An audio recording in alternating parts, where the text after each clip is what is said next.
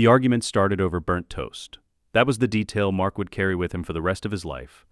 Not the screaming that came after, not the sound his mother's body made when it hit the floor, but the smell of carbon and cheap margarine hanging in the kitchen air, while his parents' voices rose and fell like a storm he couldn't outrun. He was 8 years old, sitting at the top of the stairs in his Batman pajamas, knees pulled to his chest. The house was a split level in a neighborhood where every lawn looked identical, and every family pretended everything was fine.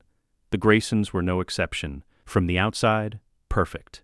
From the inside, where Mark sat listening through the heating vents, fracturing. "You're never here, Nolan," his mother's voice carried up through the ductwork, tight and brittle. "Mark asked me yesterday why his father doesn't come to dinner anymore. What am I supposed to tell him? That you're out saving the world? He's 8. He doesn't care about the world. He cares about you." Nolan's response was measured, controlled, the voice he used when he was trying very hard not to be something else. "I provide for this family. I keep this planet safe. That should be enough. Enough for who? For Mark? Or for whatever you tell yourself when you're out there playing hero?" Mark pressed his forehead against the painted white balusters. He didn't understand all the words, but he understood the frequency, the particular pitch of his mother's hurt, the dangerous quiet in his father's restraint. "Debbie." One word, a warning wrapped in 2 syllables. The kitchen was 18 steps down and 12 feet to the left. Mark had counted them 1,000 times, knew exactly how many seconds it took to cross that distance at a walk, at a run, at the desperate sprint of a child who needed to feel safe. 18 seconds if he was slow, 6 if he was fast. He stayed at the top of the stairs. "Don't Debbie me," his mother said. "I'm not one of your missions. I'm your wife, and Mark is your son. Not some project, not some responsibility you check off a list. He's a little boy who misses his father." The refrigerator opened and closed. Ice cubes cracked in a glass. His father's breathing was audible even from upstairs, the particular rhythm of a man counting to 10 in a language Mark didn't speak. When Nolan spoke again, his voice had dropped lower. That was worse. Mark had learned that the quieter his father got, the more dangerous the room became. "I am here right now. I came home. I made time. What more do you want from me? I want you to care." Debbie's voice broke. "I want you to look at your son and see him. Not analyze him, not assess him, see him, the way you used to, before you started pulling away, before you started acting like we were some kind of experiment that wasn't giving you the results you wanted. That's not fair. You watch him, Nolan. You watch him like you're waiting for something, and I don't know what it is, but it scares me. It scares me because I don't think I know you anymore."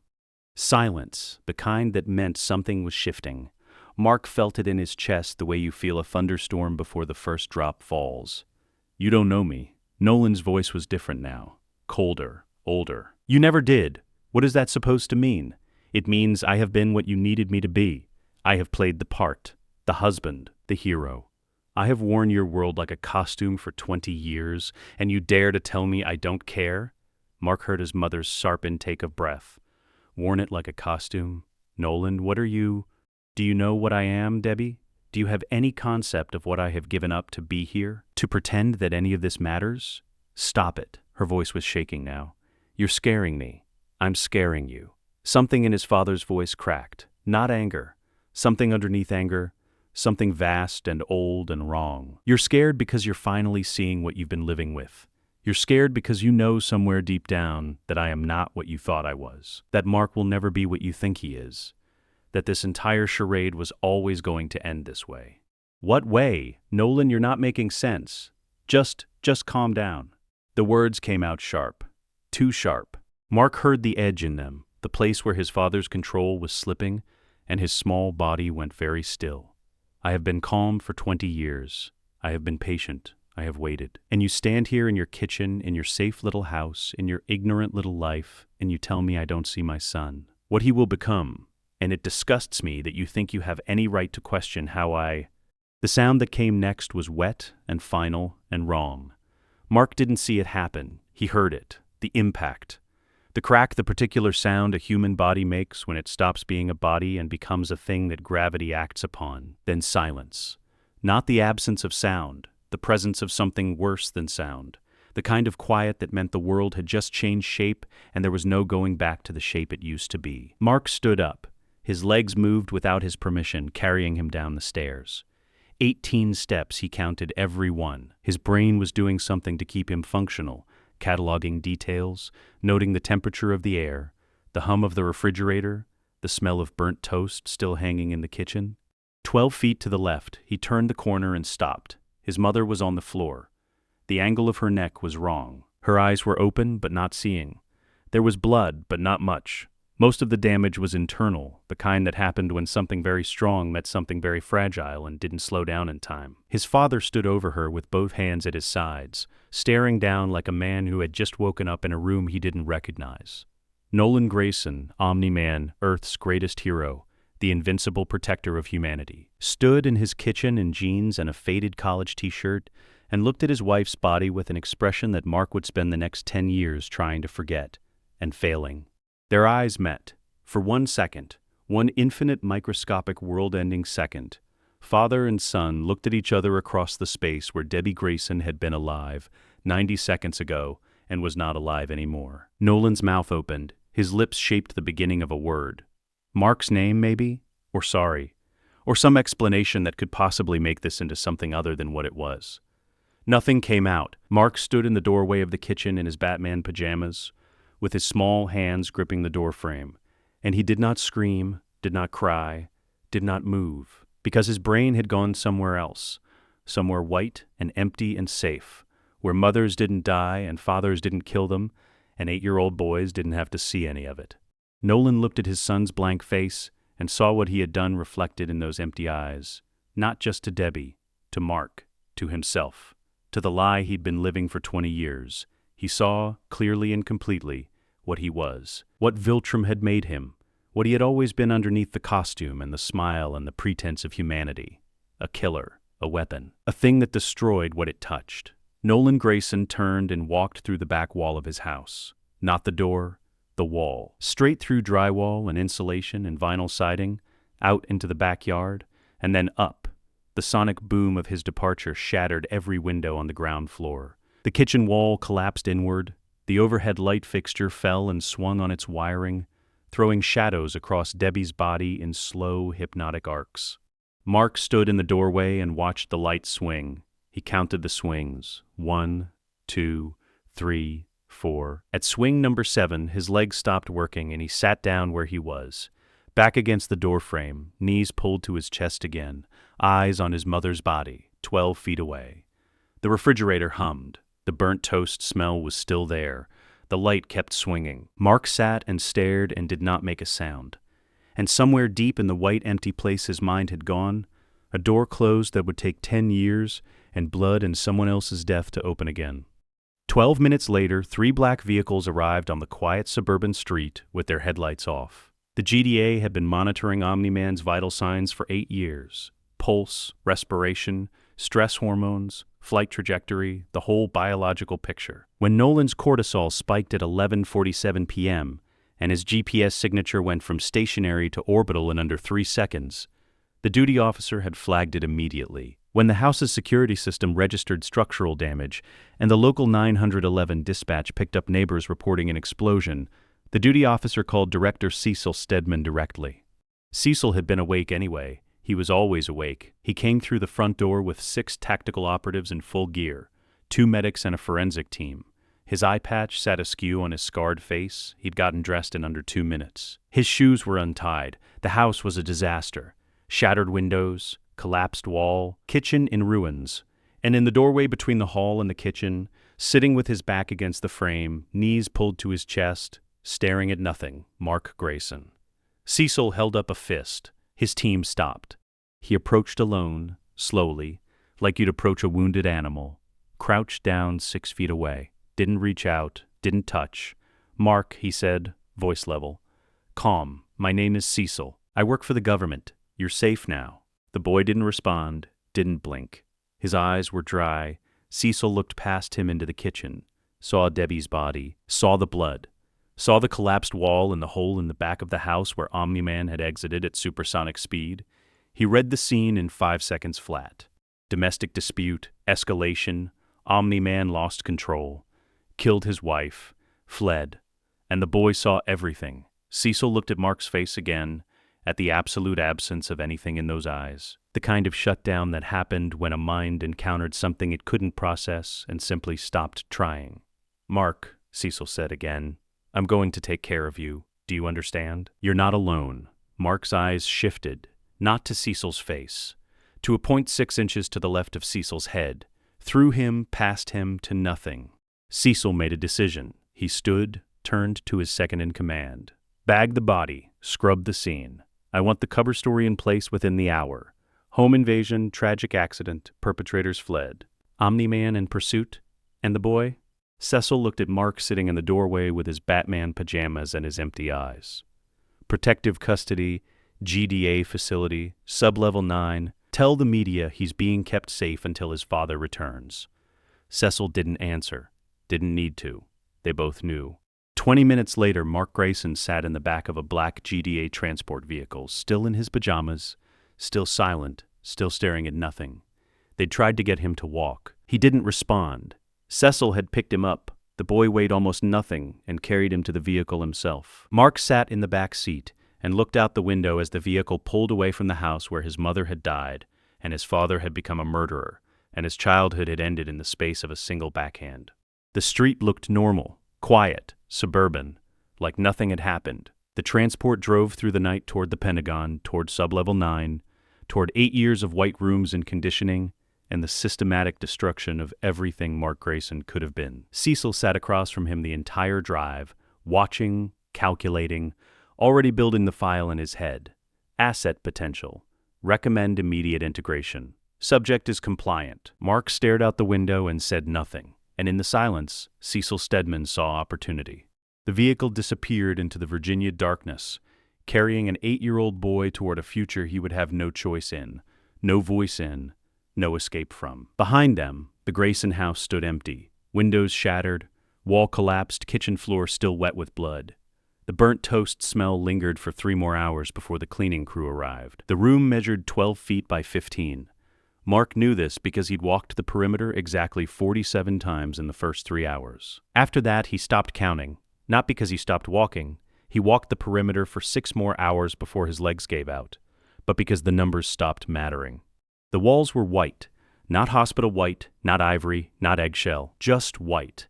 The kind of white that didn't exist in nature, that had been engineered specifically to be nothing, to give the eye no place to rest, no variation to process. The floor was the same, the ceiling too. Even the light came from panels set flush with the ceiling, producing an even, shadowless illumination that never changed intensity, never flickered, never offered any indication of time passing. There were no windows. Mark sat on the bed, narrow, firm, white sheets tucked with military precision, and looked at the ceiling panel that was supposed to be a sky. It showed clouds, flat, gray, motionless clouds that never moved, never changed shape, never did anything that actual clouds did.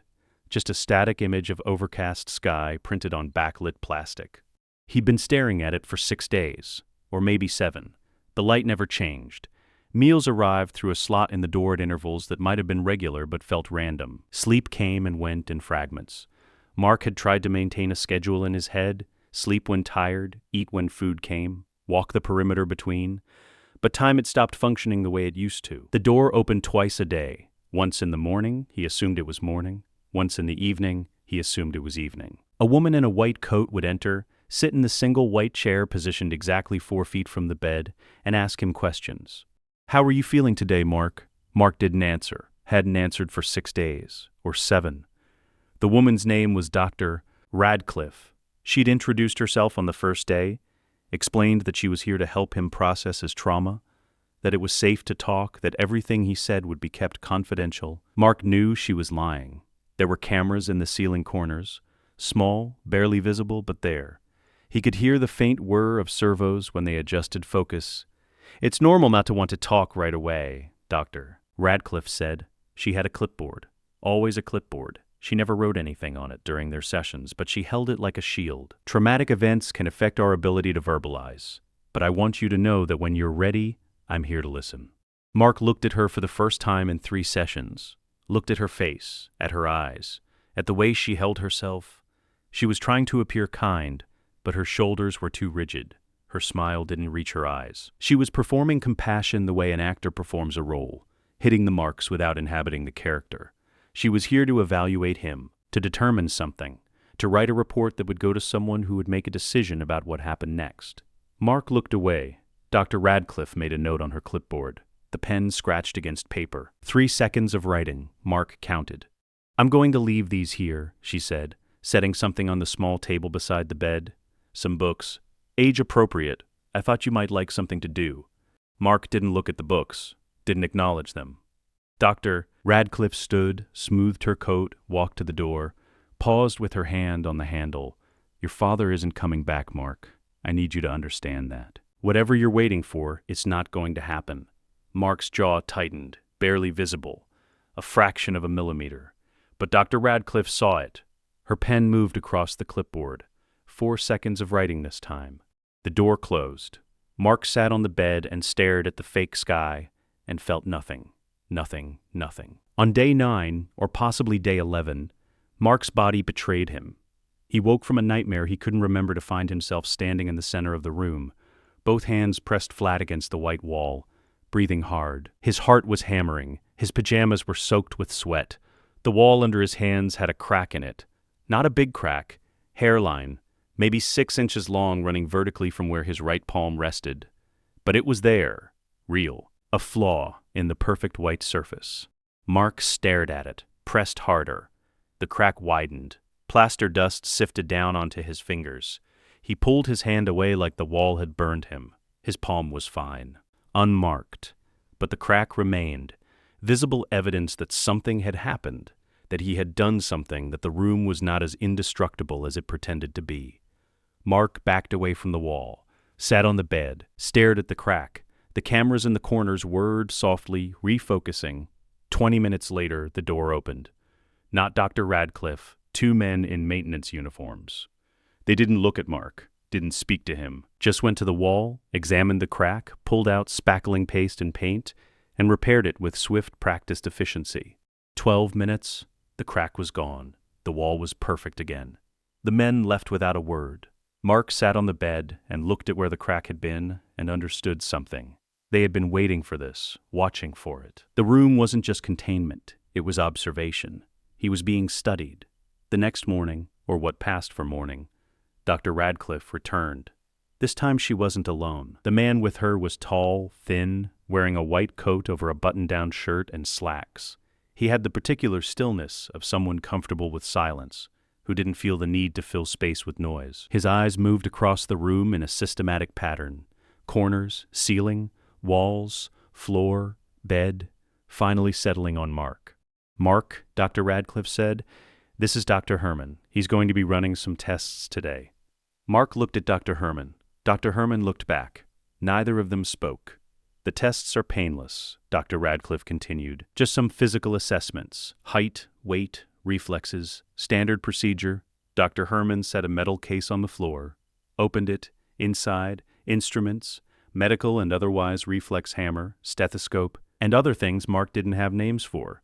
Things with readouts and sensors and purposes he could only guess at. "Stand up, please," Dr. Herman said. His voice was flat, accentless.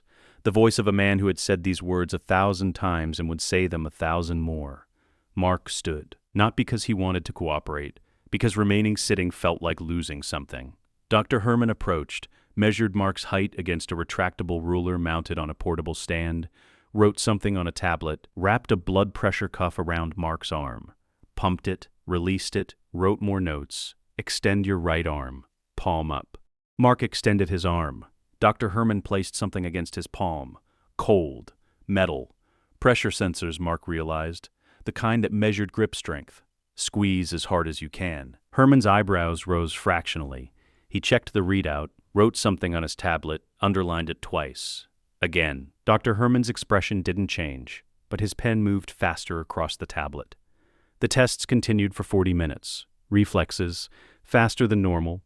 Lung capacity elevated, bone density abnormal. With each measurement, Dr. Herman's notes grew longer, more underlining, more asterisks. Finally, Dr. Herman packed his equipment, stood, looked at Mark with something that might have been curiosity or might have been clinical interest. The distinction was irrelevant. Subject displays early indicators of non-human physiology, he said to Dr. Radcliffe, not bothering to lower his voice. Recommend escalated monitoring protocol. Phase 2 stress testing within 72 hours noted. Dr. Radcliffe said. They left. The door closed. The lock engaged with a soft metallic click. Mark sat back down on the bed and understood something else. They knew what he was. Or they suspected, and they were going to find out for certain. Phase 2 stress testing began on day 14. They moved him to a different room, not white this time. Gray concrete, reinforced steel door, no furniture, walls bare except for impact-resistant padding in strategic locations. The ceiling was 30 feet high. Cecil Stedman was waiting. Mark had seen him before, the night his mother died, in the transport vehicle briefly in the hallway outside the white room. But this was the first time they'd been alone together, the first time Cecil had spoken directly to him since that night. Cecil stood in the center of the room with his hands in his pockets, looking like a man waiting for a bus. His scarred face was impassive. His one good eye tracked Mark's entrance, catalogued his posture, his expression, his lack of resistance. "Mark," Cecil said, "it's good to see you walking around. Dr. Radcliffe says you've been very quiet. That's understandable. Trauma affects people in different ways." Mark said nothing, stood where the guards had left him, 3 feet inside the door. "I'm not going to lie to you," Cecil continued. "I'm not going to tell you everything's going to be okay, or that you'll forget what happened, or that time heals all wounds. You're a smart kid. You'd know I was lying." Mark's eyes flicked to Cecil's face, held there. "What I am going to tell you is this. You're different. You've always been different, but now it's starting to show. The wall you cracked in your room, that wasn't an accident. That wasn't adrenaline or a growth spurt or any normal explanation. That was something else, something you inherited from your father. We're going to find out exactly what you're capable of," Cecil said. "Not to hurt you, not to punish you, to prepare you, because the world your father left behind is dangerous, Mark. And whether you like it or not, you're part of that danger now. You can either learn to control what's happening to you, or it will control you. I've seen what happens when people with power lose control. I saw what happened to your mother." Mark's hands clenched into fists, the first voluntary movement he'd made in 14 days. Cecil noticed, didn't smile, but something in his expression shifted. Satisfaction, maybe. "Confirmation, we're going to start small," Cecil said. "Basic physical assessments. I need you to run across this room as fast as you can. Can you do that?" Mark didn't move. "I'm not asking you to trust me," Cecil said. "I'm not asking you to like me. I'm asking you to survive. And survival means understanding what you are. So, run across the room, fast as you can. Or I'll have Dr. Herman come back with his instruments, and we'll do this the hard way." Mark looked at the far wall, 50 feet away, concrete, unpadded. He ran, not fast, not slow, just ran the way an 8-year-old boy runs when told to run. He reached the far wall in 4 seconds, stopped, turned around. Cecil was shaking his head. "Faster, you're holding back. I can see it. You're afraid of what happens if you don't hold back. I understand that fear. But it's going to get you killed. So, again, this time, don't think. Just move." Mark ran again. This time he didn't think, didn't calculate, didn't measure. His feet hit the concrete and he was flying. Not literally, not yet, but moving faster than any 8-year-old should move. Faster than he'd known he could move. The far wall approached too fast. He tried to stop. Couldn't. Didn't know how. He hit the wall at 17 miles per hour. The impact should have broken bones. Should have knocked him unconscious. Should have done something other than what it did, which was bounce him backward onto the concrete floor. Stunned but unmarked, Mark lay on his back, staring up at the 30-foot ceiling, ears ringing. Cecil walked over, looked down at him, extended a hand. "Good," Cecil said. "Now we're getting somewhere." Mark didn't take the hand, rolled over, pushed himself up, stood on his own. Cecil lowered his hand, nodded once, even better. The testing continued for 3 hours, running, jumping, hitting padded targets with increasing force. Each test pushed further. Each result was recorded by cameras Mark couldn't see, analyzed by people he would never meet, filed in reports that would determine his future. By the end, Mark was exhausted. Not physically, his body felt fine, energized even, but mentally, emotionally. Whatever part of him was supposed to process all of this had shut down again, retreated to that white, empty space where nothing could touch him. Cecil called an end to the session. Guards appeared to escort Mark back to his room. At the door, Cecil spoke one more time. "Your father abandoned you, Mark. He killed your mother and he ran. He's not coming back. He doesn't deserve to. But you're still here. You're still alive, and I'm going to make sure you stay that way. I'm going to give you purpose, direction, power, everything he should have given you and didn't." Mark looked at Cecil, really looked at him, saw the calculation behind the words, the manipulation, the careful construction of a narrative designed to produce a specific result. He also saw something else, something true underneath the manipulation. Cecil meant it. Every word he was using Mark, yes. But he genuinely believed he was saving him too. That was worse, somehow. That was so much worse. Mark went back to the white room and lay on the bed and stared at the fake sky. The tests continued every 3 days. Running became flight. Jumping became hovering. Hitting became breaking. By the time Mark turned 9, he could bend steel. By the time he turned 10, he could fly faster than commercial aircraft. By the time he turned 11, the white room had been reinforced 3 times and Cecil had stopped calling him Mark in official reports. Asset 0. That's what the file said. Subject displays full Viltrumite capability suite. Strength, speed, flight, durability confirmed. Recommend advancement to combat training protocols. Emotional affect, minimal. Attachment indicators absent. Compliance, optimal. In the white room, Mark lay on his bed and looked at the motionless clouds and counted the days. 1,461 days since his mother died. 1,461 days since his father became a murderer. 1,461 days since he spoke a single word out loud. The cameras watched. The reports accumulated. And in an office 17 floors above, Cecil Stedman reviewed the latest assessments and made a note in Asset Zero's file. Subject is ready. Begin Phase 3, Tactical Deployment Training. The white room hummed with recycled air and artificial light, and the absolute silence of a child who had learned that words were useless, that crying changed nothing, that the only way to survive was to become exactly what they wanted him to be. Mark closed his eyes. The fake sky remained unchanged. The briefing room was cold. Mark had noticed this over the past 6 years. Every room in the GDA facility maintained a temperature of exactly 64 degrees Fahrenheit. Not cold enough to be uncomfortable for the staff, just cold enough to keep people alert, awake, focused. He sat at the metal table with his hands folded in front of him, waiting. He'd learned patience in the white room, learned stillness, learned that moving without purpose was inefficient, and inefficiency was failure. The door opened. Cecil entered with a tablet and a satellite phone. Didn't sit, just stood at the head of the table and looked at Mark for a long moment, the way a mechanic looks at a tool before using it for the first time in the field. "You're 16, Cecil said. Not a question. A statement of fact. You've been training for 6 years. Hand-to-hand combat, tactical assessment, threat neutralization protocols, weapons systems, flight navigation. Your instructors tell me you're ready." Dr. Herman's latest physical assessment confirms Viltrumite capability at approximately 40% adult capacity, more than sufficient for the current situation. Mark said nothing. His instructors had stopped expecting verbal responses 3 years ago. He communicated through action, through completion of assigned tasks, through the absence of failure. Tapped the screen. A satellite image appeared. Industrial complex, Eastern European architecture, 3 large buildings connected by covered walkways. Kazakhstan, former Soviet nuclear research facility, officially decommissioned in 1997.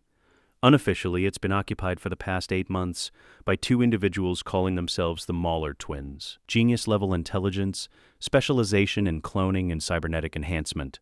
They've cloned themselves repeatedly. Current count, 4 active duplicates. Cecil swiped to the next image.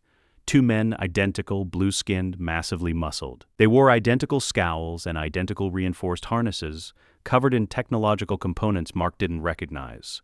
They seized the facility 6 days ago, killed the 12 security personnel on site. We've confirmed they're attempting to access the facility's remaining fissile material reserves. If they succeed in weaponizing it, we're looking at a potential dirty bomb scenario with a blast radius covering 3 major population centers. Mark's eyes tracked across the image, noted the harnesses. the technological augmentation, the tactical disadvantages of fighting in close quarters against opponents with superior strength and unknown defensive capabilities. Conventional forces can't breach their defenses, Cecil continued. Energy barriers, automated weapons systems, redundant security protocols. The Guardians of the Globe are currently engaged in Australia. Sea monster, Category 5 threat level. They can't be extracted for another 18 hours. We don't have 18 hours. Cecil closed the tablet, looked at Mark directly. This is your first operational deployment. Objective: neutralize the Mauler twins. Prevent access to fissile material. Minimize civilian casualties. He paused. Lethal force authorized if non-lethal containment proves unfeasible. Mark's expression didn't change. Inside, something shifted. Not excitement, not fear, just recognition. This was what 6 years had been building toward. The White Room, the training, the systematic destruction of everything he used to be. This was purpose. Transport leaves in 40 minutes, Cecil said. You'll insert via high-altitude drop. The facility is 18 miles from the nearest settlement. Collateral exposure will be minimal. Questions? Mark shook his head once. Efficient. Minimal. Cecil almost smiled. Suit up. I'll be monitoring from tactical operations. Remember, you're not a hero. You're not a symbol. You're a solution to a problem. Solve it. Mark stood. Walked to the door. Cecil's voice stopped him. Mark, don't hesitate, Cecil said. Hesitation gets people killed. Do what needs to be done and come home. Mark nodded once. Left the room. In the armory, a black tactical suit waited. No cape. No logo. No bright colors or symbolic imagery. Just reinforced Kevlar polymer weave. Sensor array built into the chest and forearms. Communications unit in the collar. Designed for function, not identity. Mark put it on. Checked the seals. Tested the communications link. Asset 0 comms check. Cecil's voice came through clear and level. Operational, Mark said. His first word spoken aloud in 47 days. His voice sounded wrong. Flat, like it belonged to someone else. The transport was a modified cargo plane, its interior stripped to bare metal and reinforced struts. Mark sat alone in the hold, strapped into a jump seat, watching the loading ramp through the dim red emergency lighting. No one spoke to him during the flight. The pilot and co-pilot stayed in the cockpit. The 2 technicians monitoring the sensor equipment worked in silence, occasionally glancing at Mark with expressions that mixed curiosity and unease. He was 16 years old. He looked younger, lean muscle rather than bulk, face still carrying traces of adolescence. But something about the way he held himself, the absolute stillness, the flat affect, aged him, made him seem like something that had been alive much longer than 16 years. At 30,000 feet over the Caspian Sea, the loading ramp began to open. Wind screamed into the hold. The temperature dropped 40 degrees in 15 seconds. The technicians moved to the safety rails, secured their equipment. Mark stood, unstrapped, walked to the edge of the ramp. Below, darkness, cloud cover obscured the ground. The only light came from scattered settlements, distant and dim. Asset 0, you are clear for deployment, Cecil's voice said through the earpiece. Target coordinates uploaded to your HUD. Insert at the northern facility perimeter. Avoid detection until you've assessed the internal security layout. Mark stepped off the ramp. The fall was silent. Peaceful. The wind tore at his suit but couldn't move him the way it moved normal objects. Viltrumite physiology. Denser cellular structure. Gravity affected him differently. At 15,000 feet, he leveled out. Began flying. Not fast. Not yet. Controlled descent, maintaining the approach vector Cecil had specified. The facility appeared through the clouds. 3 buildings, floodlit, surrounded by fencing and automated sentry posts. Mark's enhanced vision picked out details from 3 miles up. Guard positions, power distribution nodes, the covered walkways Cecil had mentioned, and something else, energy signatures. The barriers Cecil had warned about. They pulsed with a frequency Mark could feel even at this distance, a low-level vibration that set his teeth on edge. He adjusted his approach, came in low and fast, using the terrain to mask his thermal signature, landed in a crouch 50 meters from the northern fence. The ground was frozen earth and dead grass. Kazakhstan winter, below freezing. Mark's breath didn't fog. Viltrumite metabolism regulated temperature automatically. On sight, he said quietly into the comms, beginning approach. Copy, Cecil said. Sensor readings show 4 heat signatures in the central building, 2 in the west. No movement in the east. Priority target is central building. That's where the fissile material is stored. Mark moved toward the fence. It was 12 feet high, chain link topped with razor wire, electrified. Security cameras every 30 meters. He didn't bother with the gate. He grabbed the fence with both hands and pulled. The chain link tore like paper. The electrical current arced across his palms, painful but not debilitating. He'd trained against electrical shock for 2 years, knew how to push through it. The fence came down in a 6-foot section. Alarms began blaring immediately. So much for stealth. Mark ran toward the central building. Not superhuman speed, not yet.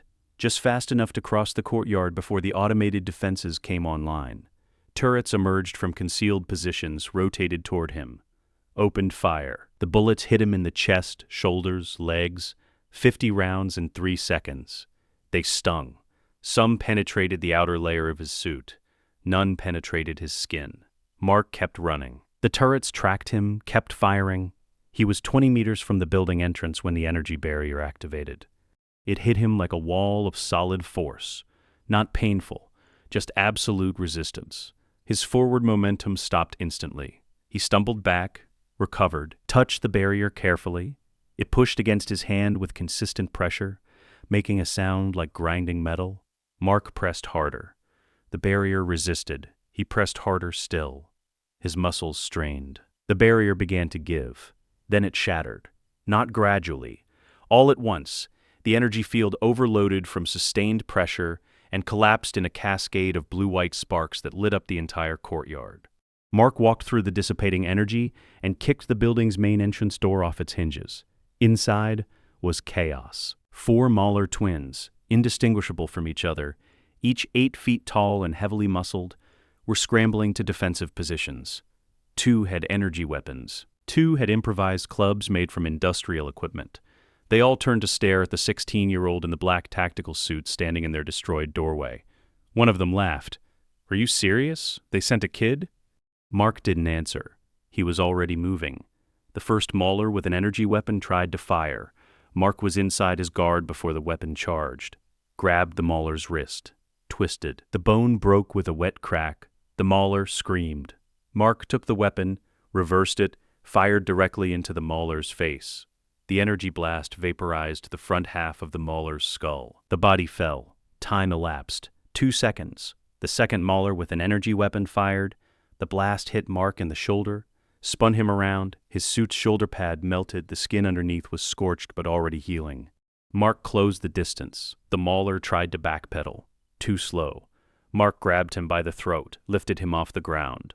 The Mauler clawed at Mark's wrist. Might as well have been clawing at stone. "Wait!" The Mauler choked out. "Wait, we can negotiate. We have technology. We can—" Mark squeezed. The Mauler's windpipe collapsed. He kept squeezing. The vertebrae separated. The Mauler's eyes went wide, then empty. Mark dropped the body. Time elapsed. 4 seconds total. The remaining 2 Maulers looked at each other. Looked at Mark. Looked at their dead duplicates bleeding on the floor. They charged simultaneously. Mark sidestepped the first one's club swing, grabbed the club mid-arc, used it to block the second Mauler's attack. The impact sent vibrations up both their arms. Mark yanked the club free, swung it, caught the first Mauler across the jaw. Teeth and blue blood sprayed. The Mauler staggered. Mark swung again. The club connected with the Mauler's temple. The skull caved inward. The Mauler dropped. The last Mauler standing tried to run. Mark threw the club. It hit the Mauler between the shoulder blades, severed his spine. The Mauler fell face first, paralyzed from the neck down, gasping wetly. Mark walked over, looked down at him. "Please," the Mauler whispered. "Please, I surrender. I'll go quietly. Probability of escape during transport, moderate. Value of intelligence extraction, low. Mission parameters, neutralize threat. Minimize future risk." He crushed the Mauler's skull under his boot. Time elapsed. 8 seconds total. Silence in the facility. 4 bodies. Blue blood pooling on concrete. The smell of burned flesh and released bowels. Mark stood in the center of it and felt nothing. "Target eliminated," he said into the comms. 4 hostiles neutralized. Securing fissile material location now. Sweep the facility for additional threats, then extract. Transport will meet you at the northern perimeter in 20 minutes. Found the storage vault in the basement. The fissile material was there, poorly secured, hastily accessed. The Maulers hadn't gotten far in their weaponization attempt. He sealed the vault, uploaded the security codes to Cecil's team, walked back through the building, stepping over bodies, tracking blue blood across the floor. Outside, the alarms were still blaring. The destroyed fence sparked and smoked. The shattered energy barrier's generators were burning themselves out with the high-pitched whine. Mark stood in the courtyard and waited for extraction. His suit was damaged in 3 places. His shoulder was healing. He could feel the cellular regeneration, the particular itch of Viltrumite tissue knitting itself back together. His hands were covered in blue blood. Some of it was drying, flaking off. Some of it was still wet. He looked at his hands, at the blood, at the evidence of what he'd done. Felt nothing. 20 minutes later, the transport picked him up.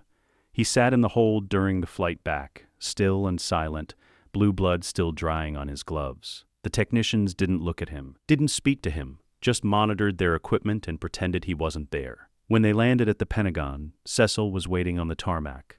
"How do you feel?" Cecil asked. Mark considered the question, searched for the answer, found only absence, the white empty space where emotions used to be. "Operational," he said. Cecil nodded. "Good. Debrief in 1 hour, medical check in 30 minutes. Get cleaned up. The fissile material," he said. "What happens to it? Secured storage. Why?" Mark looked at his blood-stained hands. "The mission was successful." Cecil studied him. "Because you're designed for efficiency. Not satisfaction, you completed the objective. That's all that matters. The feeling will pass." Mark wasn't sure that was true, but he nodded anyway. Went inside, stripped off the damaged suit in the locker room, stood under the shower and watched blue blood spiral down the drain. 4 people were dead. He'd killed them with his hands, with a weapon. With his boot, he'd done it without hesitation, without mercy, without questioning whether it was necessary. Exactly as he'd been trained. In the mirror, Mark looked at his own face, 16 years old, unremarkable features, eyes that should have shown something. Horror, guilt, shock, anything. They showed nothing. Asset Zero looked back at him from the glass, and Mark Grayson was nowhere to be found. He got dressed, went to medical, submitted to Dr. Herman's examination, went to debriefing, gave Cecil the operational report, answered questions in monosyllables. When it was over, he went back to the White Room and lay on the bed and stared at the motionless clouds.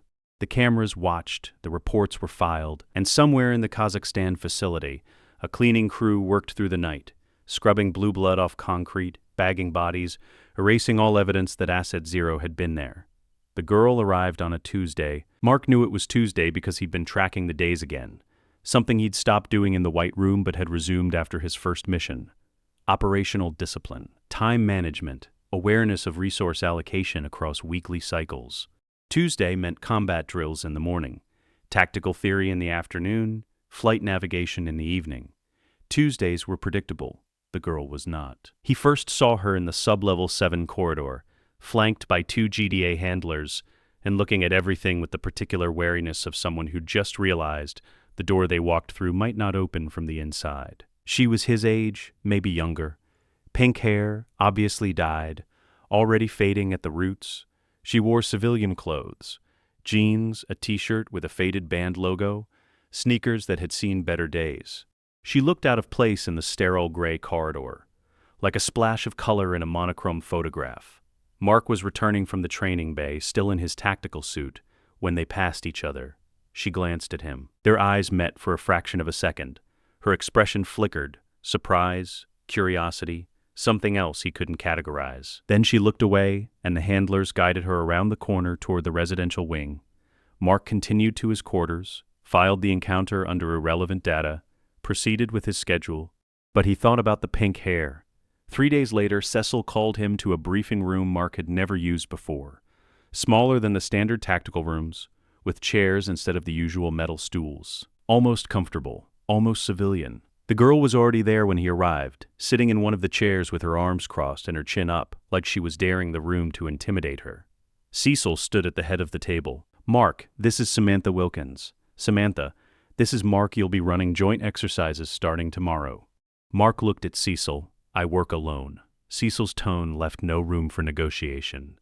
Mission profiles are evolving. Some scenarios require complementary capability sets. Samantha has molecular manipulation abilities. You have Viltrumite physiology. Together, you represent force multiplication. The girl, Samantha, spoke for the first time.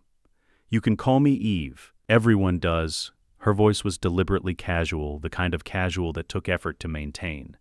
"Also, I'm right here. You could try talking to me instead of about me." Cecil's expression didn't change. "Eve, then, Mark will brief you on GDA operational protocols. Mark, familiarize yourself with Eve's capability parameters. First joint exercise is at 0700 tomorrow. Combat simulation, threat level 4. Dismissed." Cecil left. The door closed behind him with the pneumatic hiss that meant it was locked from the outside. Standard procedure, 15-minute minimum before they'd be released. Eve looked at Mark. Mark looked at the wall. Silence stretched between them like a physical thing. "So," Eve said finally, "you're the one they've got in the locked room on sub-level 9. I heard some of the techs talking. They call you Asset Zero." Mark said nothing. "That's not a name," Eve continued. "That's like a designation, like your equipment." She paused. "Do you have an actual name?" Mark's jaw tightened fractionally. "Mark," she uncrossed her arms. "I'm Eve, but I already said that, so. Combat simulation tomorrow. You want to talk strategy, or are we just going to wing it?" "Winging it is inefficient." "Right, efficient. That tracks." Eve tilted her head, studying him with the kind of open curiosity that felt invasive. "How long have you been here?" 8. "You've been in this place since you were, what, 8, 9? 8. Jesus." She said it quietly, not directed at him, just a reflex. "And they've had you doing what?" "Training, education, deployment." Eve's expression shifted. "You mean missions?" "Combat missions at 16. Mark didn't respond. The answer was obvious. Eve leaned back in her chair, processing. Okay. So they took you when you were 8, kept you locked up, trained you to fight, and now they're sending you out to do what exactly? Threat neutralization, asset protection, strategic intervention. Right, killing people. Mark's expression remained neutral, but something behind his eyes shifted. Calculation, threat assessment, deciding whether this conversation was hostile. "When necessary," he said, "when necessary." Eve's voice was carefully flat. "And who decides when it's necessary?" "Cecil, this conversation is non-productive. I'm terminating it." "We're locked in here for another 12 minutes, Eve pointed out. "Unless you're planning to punch through the door." Mark looked at the door, considered it, decided against it, sat back down. Eve watched him with something that might have been amusement or might have been concern. "You're really literal, aren't you? Precision is essential for operational success. You know you sound like a manual, right? Like someone programmed you with a bunch of military jargon and forgot to install the part that makes you sound human. Not aggression, just tension looking for an outlet. I am human. Are you?" Eve asked, and there was something in her voice. Not cruelty, just genuine question. "Because from where I'm sitting, you seem more like, I don't know. A weapon they're trying to convince is a person." Mark stood again. This time he didn't sit back down. He walked to the far corner of the room and stayed there, back to Eve, hands at his sides.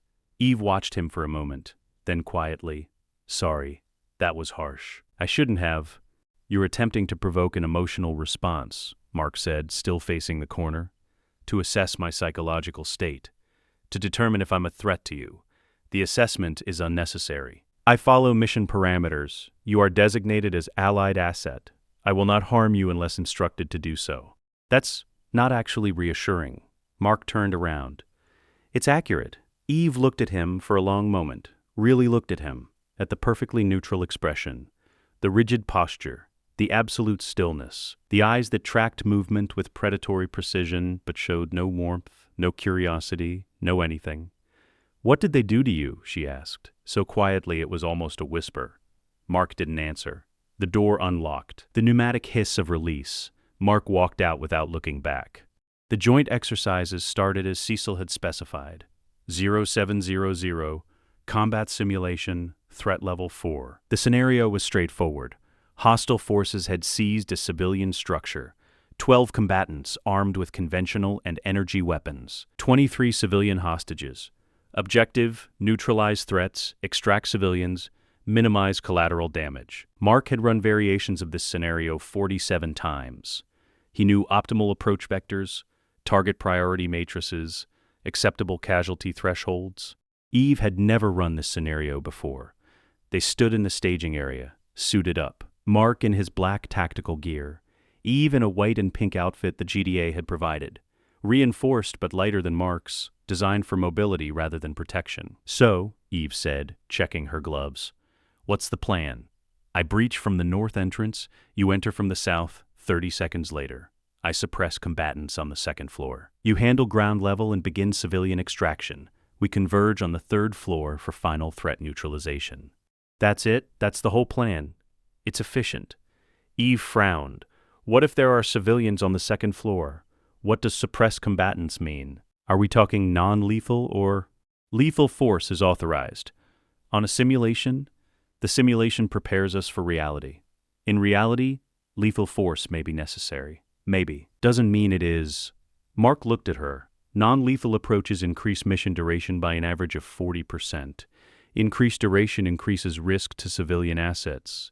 Or," Eve said, "we could try not killing people when we have other options. Just a thought." Mark moved toward the north entrance without responding. Eve muttered something under her breath and headed south. The simulation building was a warehouse that had been converted into a multi-level tactical training environment.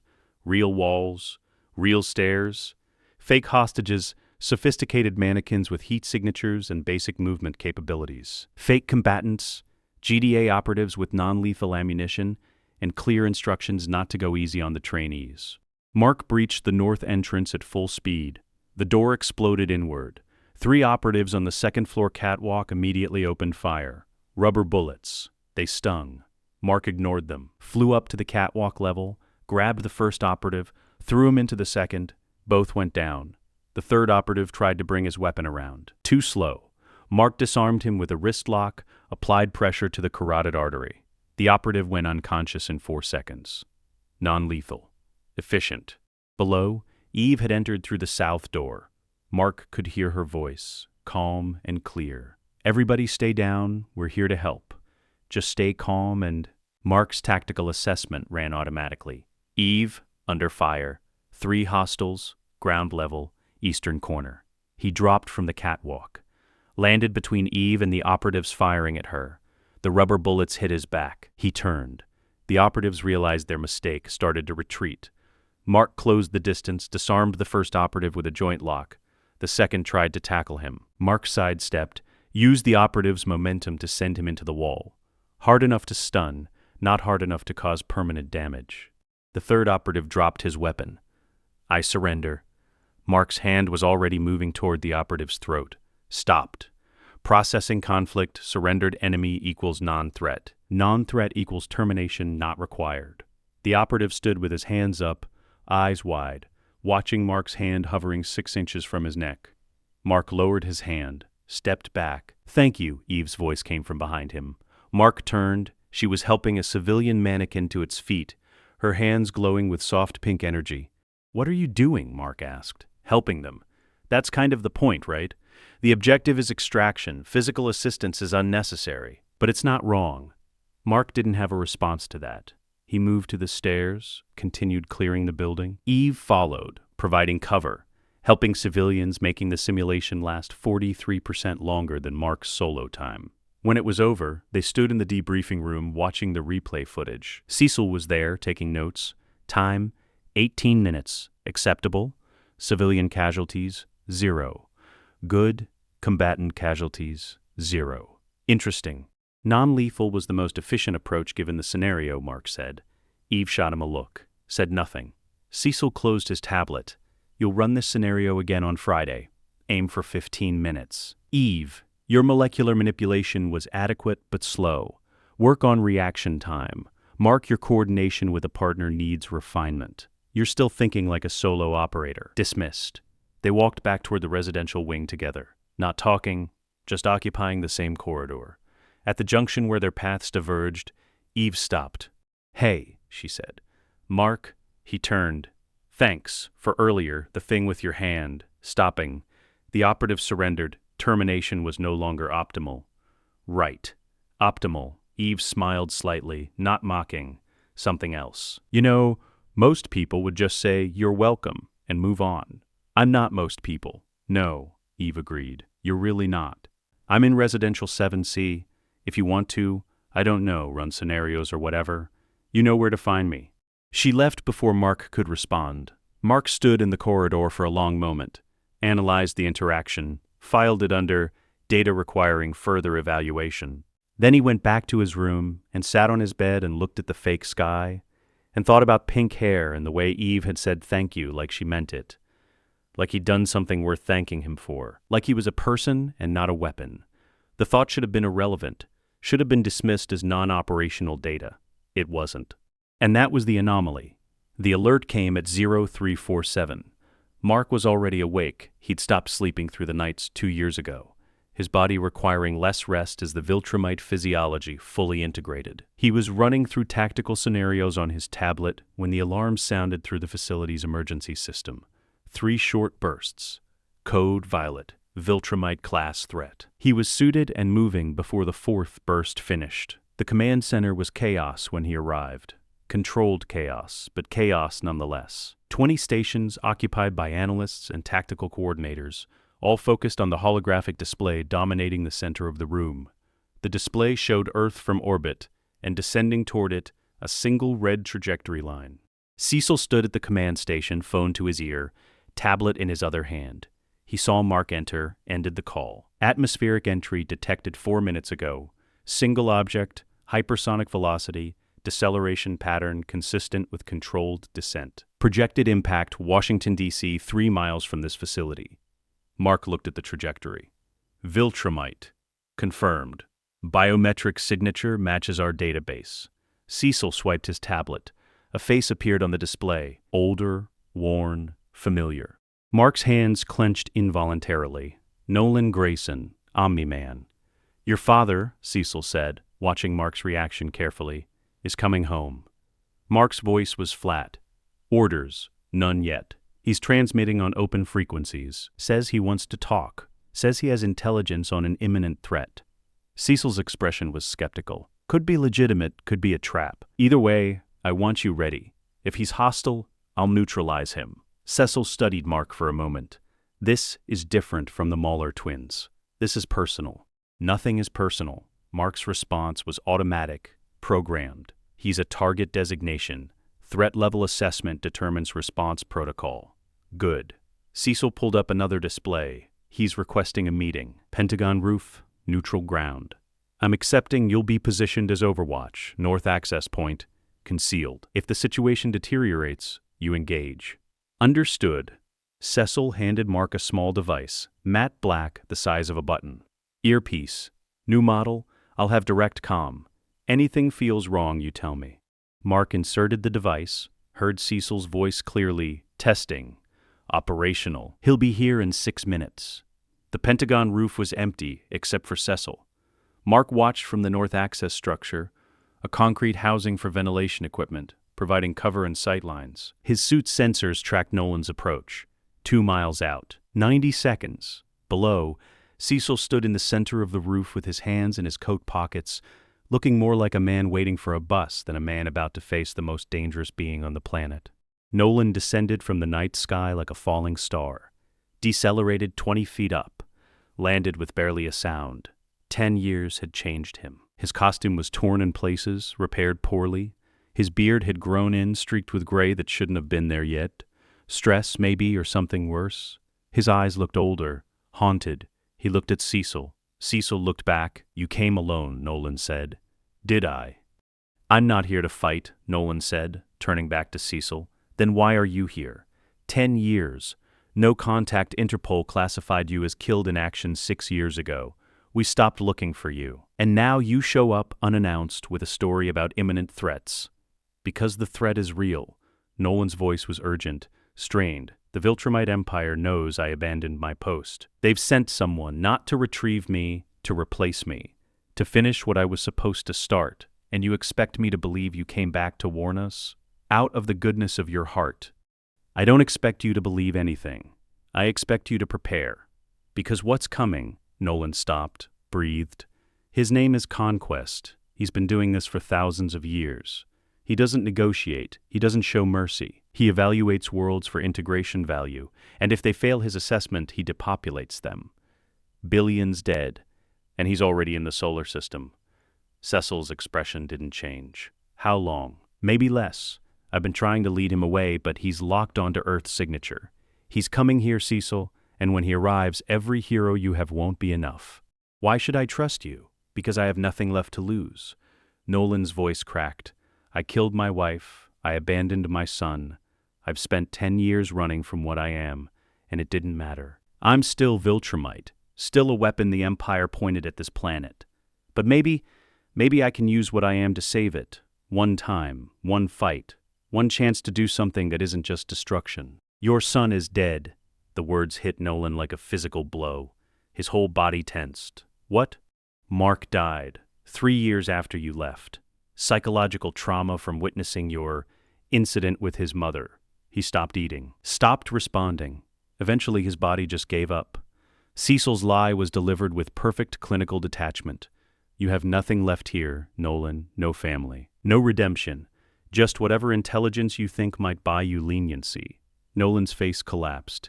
He aged 10 years in 10 seconds. His hands shook. He can't be, I thought.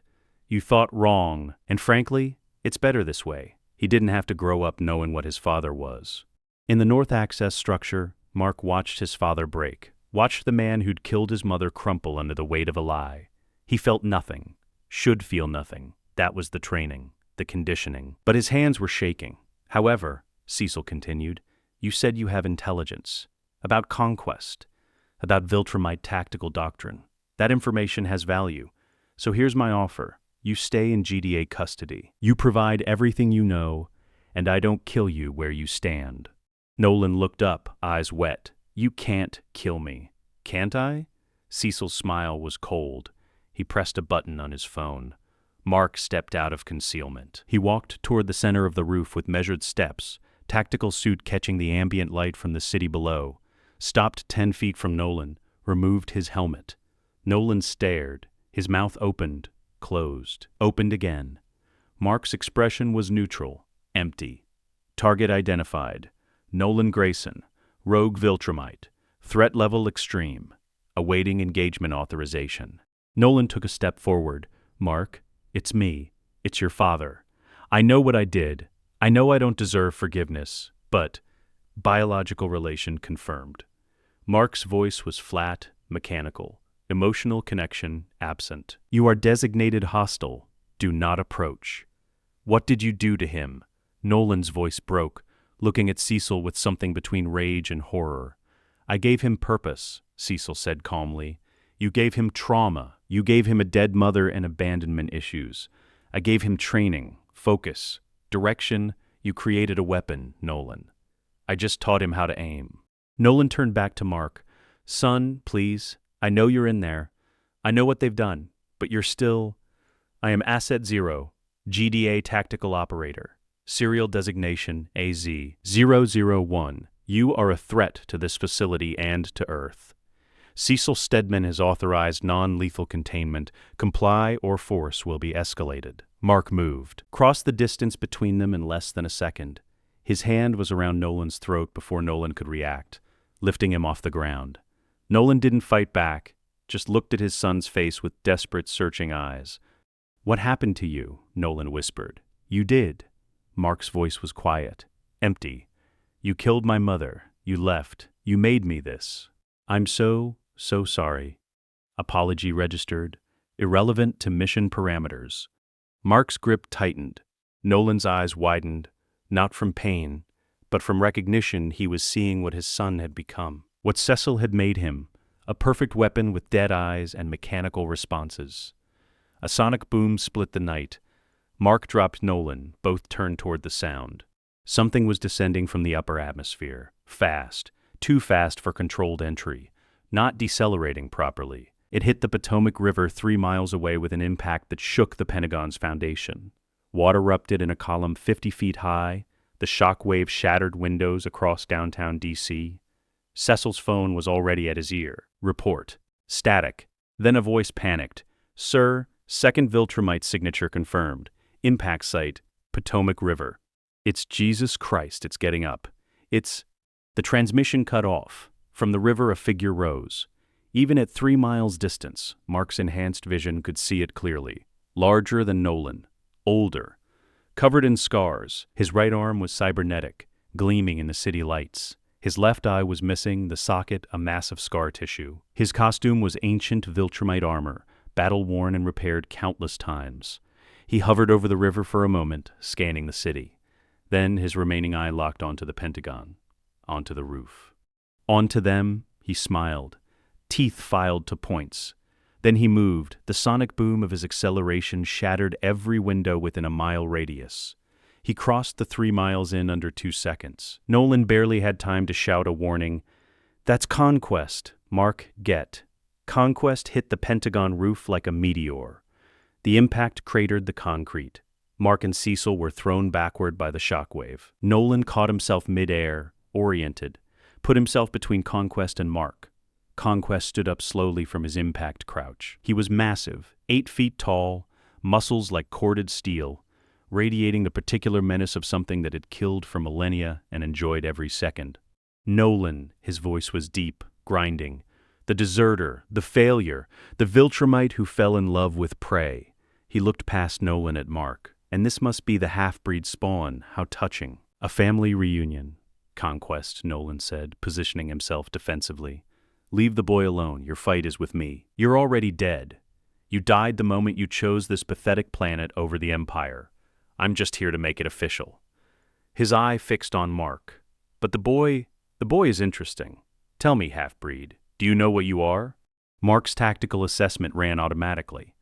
Opponent designation, Conquest Viltrumite General, threat level maximum, estimated combat capability 300% above Asset 0 baseline. Probability of successful engagement without support, 12%.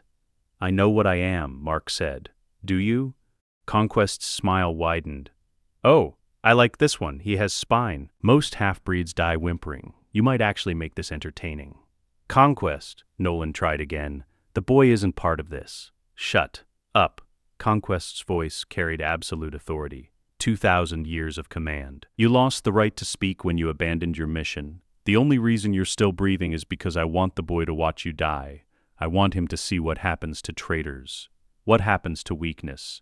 Cecil's voice came through Mark's earpiece. Asset 0. Disengage. Fall back 2. Conquest moved faster than Mark's eyes could track. One moment he was standing in his crater. The next, his cybernetic hand was wrapped around Cecil's throat, lifting him off the ground. And you, Conquest said pleasantly, must be the human who thinks he can weaponize Viltrumite genetics. Tell me, did you really think a half-breed child could stand against me? Did you really think your little experiments would be enough? Cecil's face was turning purple. He couldn't breathe, couldn't speak. Mark didn't think, didn't assess, didn't run probability matrices. He just moved. Flew at Conquest full speed, hit him in the side with everything he had. The impact would have killed a human. Would have destroyed a building. Conquest barely shifted. He looked at Mark with something like amusement. Then, still holding Cecil with one hand, he backhanded Mark with the other. Mark flew backward, through the air, through the Pentagon's exterior wall, through 3 interior walls, through a conference room, through another exterior wall. He crashed into a parked car 200 meters from the building. The car crumpled around him. Alarms blared. Mark lay in the wreckage, ribs broken, one arm fractured, bleeding from his mouth and nose. He stood up anyway. The bones started healing immediately. Not fast enough, not nearly fast enough. Back on the roof, Conquest dropped Cecil's unconscious body. Turned to face Nolan, who was flying toward him with desperate fury. Finally, Conquest said, some fight in you. They collided mid-air. The impact sent shockwaves across the city. Mark flew back toward the Pentagon, pain screaming through his healing injuries, tactical assessment running, Conquest superior in all metrics, direct engagement suboptimal, require alternative approach, require... Eve's voice came through the general facility channel. Mark, what's happening? The whole building is shaking and Lock the door, do not engage. Like hell, I can help. I can. You will die. Mark's voice was colder than he'd ever heard it. Stay. Down.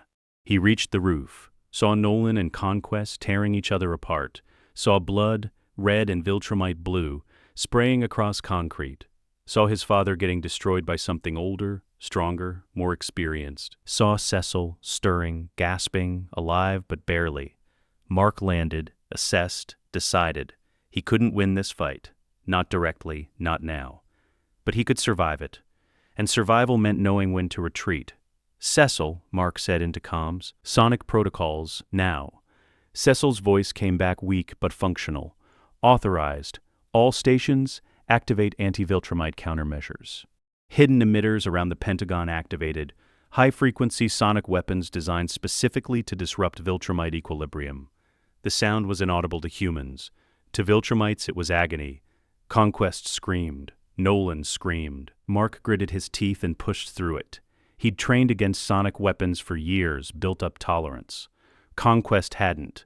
The ancient warrior fell from the sky, clutching his remaining ear, disoriented. Mark flew at him again. This time, with Conquest's equilibrium compromised, the hit landed true. Drove Conquest into the roof, into the concrete, into the floors below. They crashed through 6 levels before stopping. Mark stood over Conquest in the wreckage of what used to be a secure briefing room. Conquest was down, bleeding, but smiling.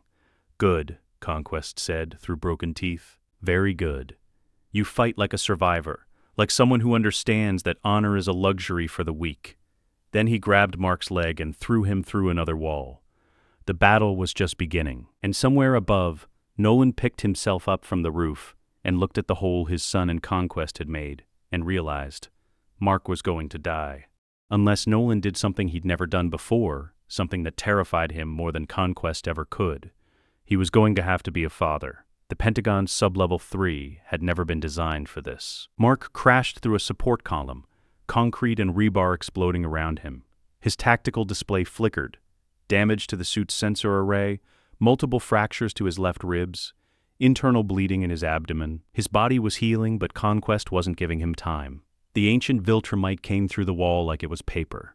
His cybernetic arm gleamed, servos whining as the fingers extended toward Mark's throat. Mark rolled. The metal hand slammed into the floor where his head had been, cracking the reinforced concrete like ice. Mark kicked out, caught Conquest in the knee. The joint bent wrong. Conquest grunted, pain or surprise, impossible to tell, and stumbled. Mark used the opening, flew upward through the hole they'd made, trying to gain altitude, create distance. Need tactical reassessment. Conquest caught his ankle, yanked him back down, spun him like a hammer throw and released. Mark went through 4 office cubicles, a bathroom, and an exterior wall before he managed to arrest his momentum. He hovered in the open air outside the Pentagon, 20 meters from the building, bleeding from his nose and mouth. Below him, the parking lot where he'd landed earlier. Above, the roof where this started. Inside, Conquest, climbing up through the levels, methodical as a butcher working through a carcass. Mark's comms crackled. Cecil's voice strained. Asset 0. Sonic emitters are overheating, can't maintain sustained output. Understood. Mark's voice was flat despite the pain. Recommend facility evacuation. Already underway. But Mark, Cecil paused. You can't beat him alone. You need... He hovered across from Mark, grinning despite the blood coating his teeth. You're durable, Conquest said.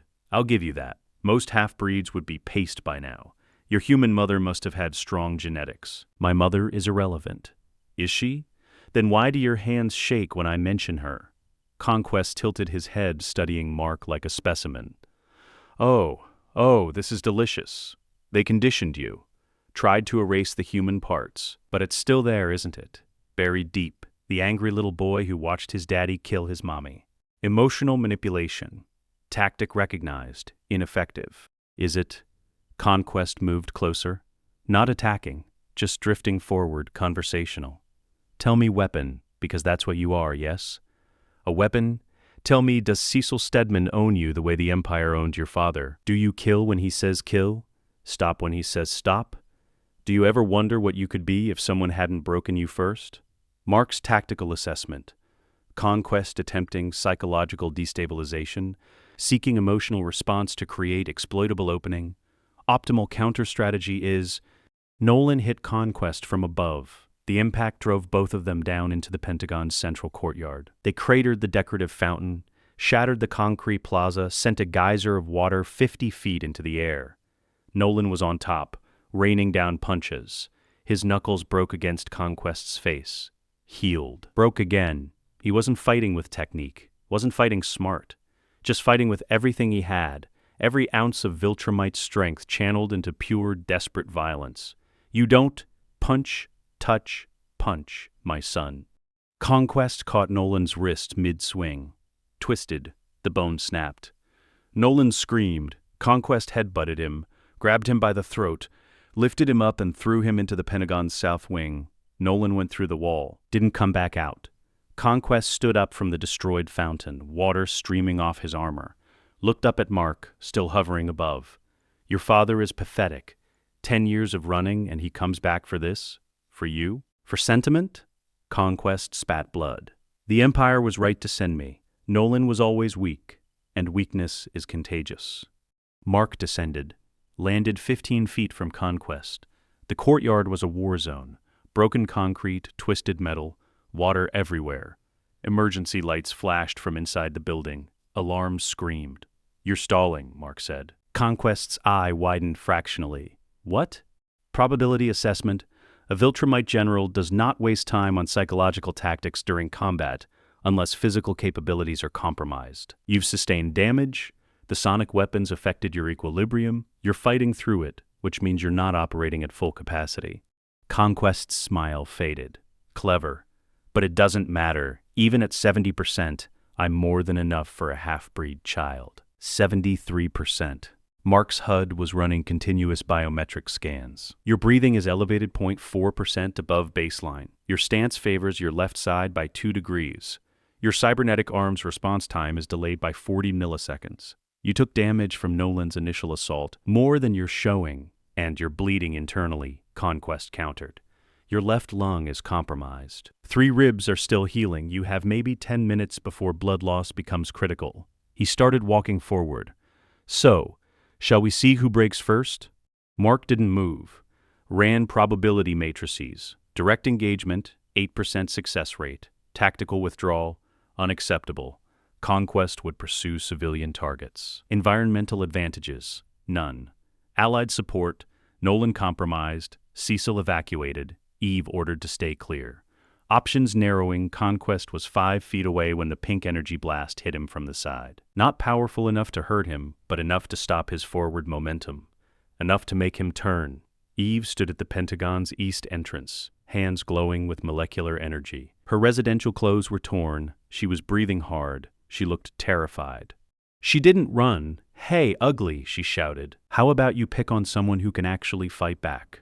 Mark's voice came harsh through gritted teeth. I ordered you to stay in quarters. Yeah, well. Eve's hands brightened, pink light intensifying. I'm not great with orders. Conquest looked between them, then laughed. Genuine amusement. Oh, this gets better. The half-breed has a friend. A little human with particle manipulation. How adorable. He turned fully toward Eve. Tell me, child, can you manipulate molecules fast enough to matter? Can you restructure matter before I reach you? Because I can cross this distance in 0.4 seconds. Can you?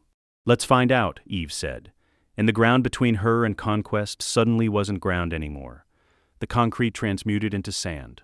Conquest's foot sank. He looked down, more surprised than concerned. And that moment of distraction was what Mark needed. He hit Conquest from behind, full speed. Drove him forward into the sand pit Eve had created. Grabbed Conquest's cybernetic arm, twisted it behind his back at an angle the joint wasn't designed for. Servos screamed. Metal groaned. Conquest roared. Thrashed. His strength was enormous, even compromised. He broke Mark's grip, spun, caught Mark across the face with his organic hand. Mark's head snapped sideways. Blood sprayed. But he didn't let go. Mark locked his arms around Conquest's torso from behind. Squeezed. Applied every pound of Viltrumite strength he had. Felt Conquest's ribs compress. Heard them creak. Eve! Mark shouted. Structural weakness. Cybernetic arms shoulder mount. Eve's hands moved. The air around Conquest's cybernetic shoulder joint shimmered, molecular bonds breaking down. The metal began to corrode, rust spreading in seconds where it should have taken years. Conquest felt it, understood immediately, threw his head back into Mark's face. Once, twice, 3 times Mark's nose shattered, his grip loosened. Conquest broke free, spun, grabbed Mark by the throat with his organic hand, lifted him off the ground. Clever, Conquest said, and there was no amusement now, just cold fury. Coordinated tactics, environmental manipulation, targeting structural weaknesses. Someone trained you well. His grip tightened. Mark's vision started to gray. But it won't save you. A hand emerged from the sand beneath them. Nolan's hand grabbing Conquest's ankle, pulling down. Conquest looked down in surprise. Nolan erupted from the sand pit where he'd buried himself, where he'd waited, playing dead, not sophisticated, not tactical. Just a father who'd learned in 10 years of exile that the only thing worse than dying was watching your son die in your place. Nolan's punch caught Conquest in the jaw. Conquest's grip on Mark loosened. Mark fell, gasping. Nolan pressed the attack, driving Conquest backward, away from Mark toward the building's damaged south wing.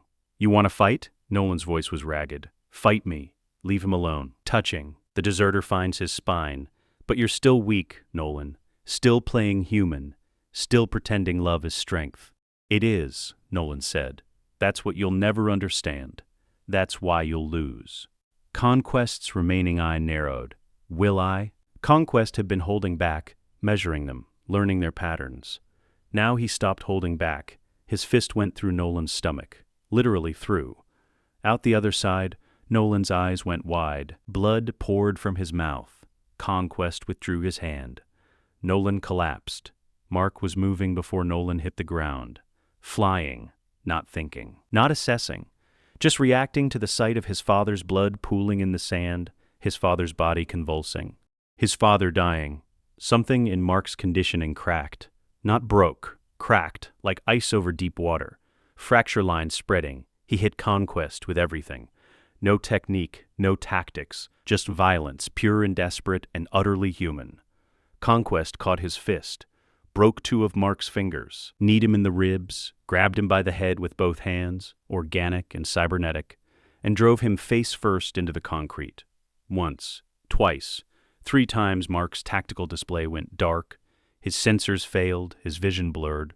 Conquest lifted him up, looked at him almost sadly. "You could have been extraordinary," Conquest said, "with proper training, proper conditioning. The Empire could have made you into something perfect. Instead, you're this, a broken weapon in the hands of a fool." He pulled his cybernetic arm back, fist clenched, preparing to end it. Eve screamed, "No!" Her hands exploded with pink light. Not controlled, not precise, just raw molecular manipulation, everything she had, channeled into one desperate attack. The air around Conquest's cybernetic arm didn't just corrode, it disintegrated, bonds breaking at the atomic level. Metal becoming dust, becoming nothing. The cybernetic arm fell off, hit the ground, sparked, died. Conquest stared at the stump, at the sparking connectors where his arm had been, at the girl who'd just done what entire armies had failed to do. He looked at Eve with something approaching respect. "Impressive," he said. "You have potential, girl. The Empire could use—" Eve's scream cut off. Blood bubbled at her lips. Conquest pulled his hand free, let her fall. Mark saw it happen, saw Eve collapse, saw the blood, saw her hands clutching the wound, pink energy flickering, trying to heal herself, but the damage too severe, too fast. The crack in his conditioning became a chasm. Mark stood up, bones still healing, ribs still broken, vision still blurred. Didn't matter, he screamed. Not words, not tactical assessment, just sound, human and primal, and full of something that 10 years of conditioning had tried to erase but had only buried. Rage, loss, love. He flew at Conquest, not efficiently, not optimally, just fury given form. Conquest turned to face him, raised his remaining hand. Finally, some real emo drove him upward, through the courtyard, through the air, into the stratosphere. They climbed, higher, higher. The air thinned, the temperature dropped. Conquest was fighting back, punching, elbowing, headbutting. But Mark didn't let go, didn't slow, just kept climbing. 30,000 feet, 40,000. Conquest's breathing was labored now. Even Viltrumites needed oxygen. The thin air was affecting him. Mark's lungs burned, his vision tunneled. Didn't matter. At 60,000 feet, he stopped, held Conquest at arm's length. "You're right," Mark said, voice hoarse. "I am broken. They did break me. But you made a mistake." Conquest struggled, weaker now. The altitude affecting him. "What mistake? You showed me what I still have to lose." Mark drove them down. Free fall. Terminal velocity. Conquest tried to fight, tried to correct their trajectory. Mark wouldn't let him. They hit the Potomac River at 700 miles per hour. The impact sent a water column 100 feet high. The shockwave shattered windows in Georgetown. The crater they made in the riverbed was 20 feet deep. Mark surfaced first, dragged Conquest's unconscious body after him, swam to shore, collapsed on the muddy bank. His body was shutting down. Too much damage. Too much blood loss, healing factor struggling to keep up. He heard helicopters, saw searchlights, GDA recovery teams incoming. Saw Cecil limping toward him, one arm in a makeshift sling. "Eve," Mark managed. "Need medical. Already on it," Cecil said. "She's alive, barely. They're airlifting her to the medical wing now." Mark's vision was fading. Nolan, alive. Critical, but alive. Cecil knelt beside him. "You did it, Mark. You stopped him. Conquest is down." Mark looked at Conquest's unconscious form. The legendary Viltrumite general, the unstoppable force, stopped by a broken weapon who'd remembered how to be human for just long enough. Mark's eyes closed. Darkness took him. His last thought wasn't tactical, wasn't about mission success or threat neutralization. It was about pink hair and a girl who'd called him by his name like it mattered. Like he was a person, like he was worth saving. Mark woke to fluorescent lights and the smell of antiseptic. Not the White Room. The medical wing. He knew the difference immediately. The White Room had no windows, no equipment, no sounds except the ventilation system. The medical wing hummed with activity. Monitors beeping, footsteps in the corridor, voices discussing dosages and vitals. He tried to sit up. Pain lanced through his torso. Broken ribs still healing. Internal injuries still knitting together. His Viltrumite healing factor was working, but slowly. He'd pushed himself past the threshold where regeneration was instantaneous. A nurse appeared in his peripheral vision. "Don't move. You've been unconscious for 6 hours. Your body needs time to—" Mark was already standing. The IV line tore free from his arm. Blood dripped onto the white tile floor. "Sir, I need you to get back in bed. Doctor's orders." "Where is Eve?" His voice was rough, unused. The nurse hesitated. That hesitation told Mark everything he needed to know. He walked past her, out into the corridor. His legs threatened to give out. He locked his knees, kept moving. The nurse called after him, then into a radio. Didn't matter. Nothing mattered except finding out if Eve was alive. The medical wing had 23 rooms. Mark checked them systematically. 17, 18, 19. Room 20 had guards outside. 2 GDA operatives in full tactical gear. They saw Mark approaching, barefoot, hospital gown, blood trailing from his disconnected IV site, and moved to intercept. "Sir, this area is restricted. You need to return to—" Mark didn't slow down, walked through them. Not violently, just with the absolute certainty that nothing was going to stop him from entering that room. One guard reached for his arm. Mark looked at him. The guard's hand stopped mid-reach. Whatever he saw in Mark's eyes made him step back. Mark opened the door. The room was full of equipment. Monitors, respirators, machines Mark had no names for, all connected to the figure in the bed. Eve. Her skin was gray. Tubes ran from her arms, her chest, her throat. The wound in her abdomen was covered with surgical dressing, but Mark could see blood seeping through. The monitors showed heartbeat, respiration, brain activity, all dangerously low. A doctor stood beside the bed reviewing a tablet. He turned when Mark entered. "You shouldn't be here. She's in critical condition and kidney damage, intestinal perforation. We've stabilized her for now, but the next 48 hours are critical. Her powers are trying to heal the damage, but it's not enough. The injury was too severe." Mark looked at Eve's face, pale, unconscious, fighting for every breath.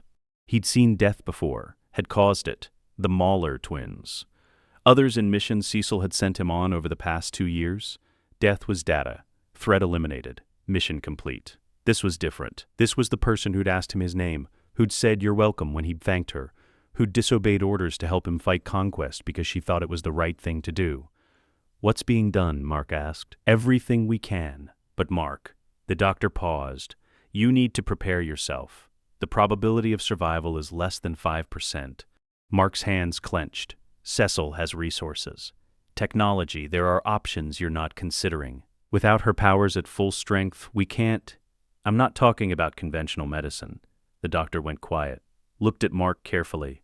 What are you talking about? The guards didn't try to stop him this time. He found Cecil in the command center coordinating the facility lockdown. Conquest was in containment 3 levels down. Sonic restraints, reinforced cell, enough countermeasures to hold even an ancient Viltrumite. Nolan was in a separate medical room, critical but stable, his Viltrumite healing factor already repairing the massive abdominal wound.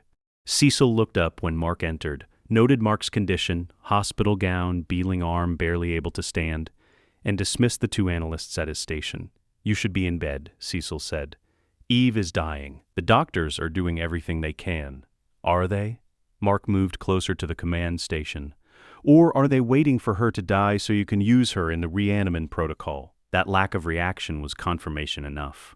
I don't know what you're talking about, Cecil said carefully.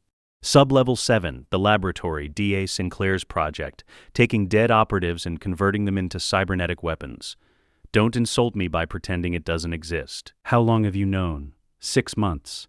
I accessed the files when you sent me to review threat assessment archives. The reanimation project was cross-referenced in the asset deployment section. You're using dead heroes as weapons. I'm using available resources, Cecil corrected. People who died serving Earth. Giving them continued purpose, letting their sacrifice count for something beyond one moment of heroism. Without their consent, they're dead, Mark. The dead don't consent to anything, but their bodies can still serve, still protect, still matter. Mark's voice was level, cold. You're not taking Eve. Cecil's eyes narrowed. She's dying. If we do nothing, she dies and becomes nothing. If we preserve her, her molecular manipulation abilities could. That's natural. She was the first person your age you've interacted with in years. But sentiment can't override strategic value. Eve Wilkins's powers are invaluable. We can't afford to lose that asset. She's not an asset. Mark's voice was quiet. Dangerous. She's a person. Her name is Eve. And if you try to put her in one of your laboratories, if you try to turn her into one of your puppets, I will kill you. The command center was very quiet. The threat hung in the air like smoke. Cecil's hand moved subtly toward the teleport device on his belt. You're experiencing emotional dysregulation due to trauma and attachment. I understand. But threatening me won't save her. Nothing will save her. The damage is too severe. Then let her die as herself. And waste? She's not waste, Mark's voice cracked. First time in 10 years. The sound was wrong, broken, human.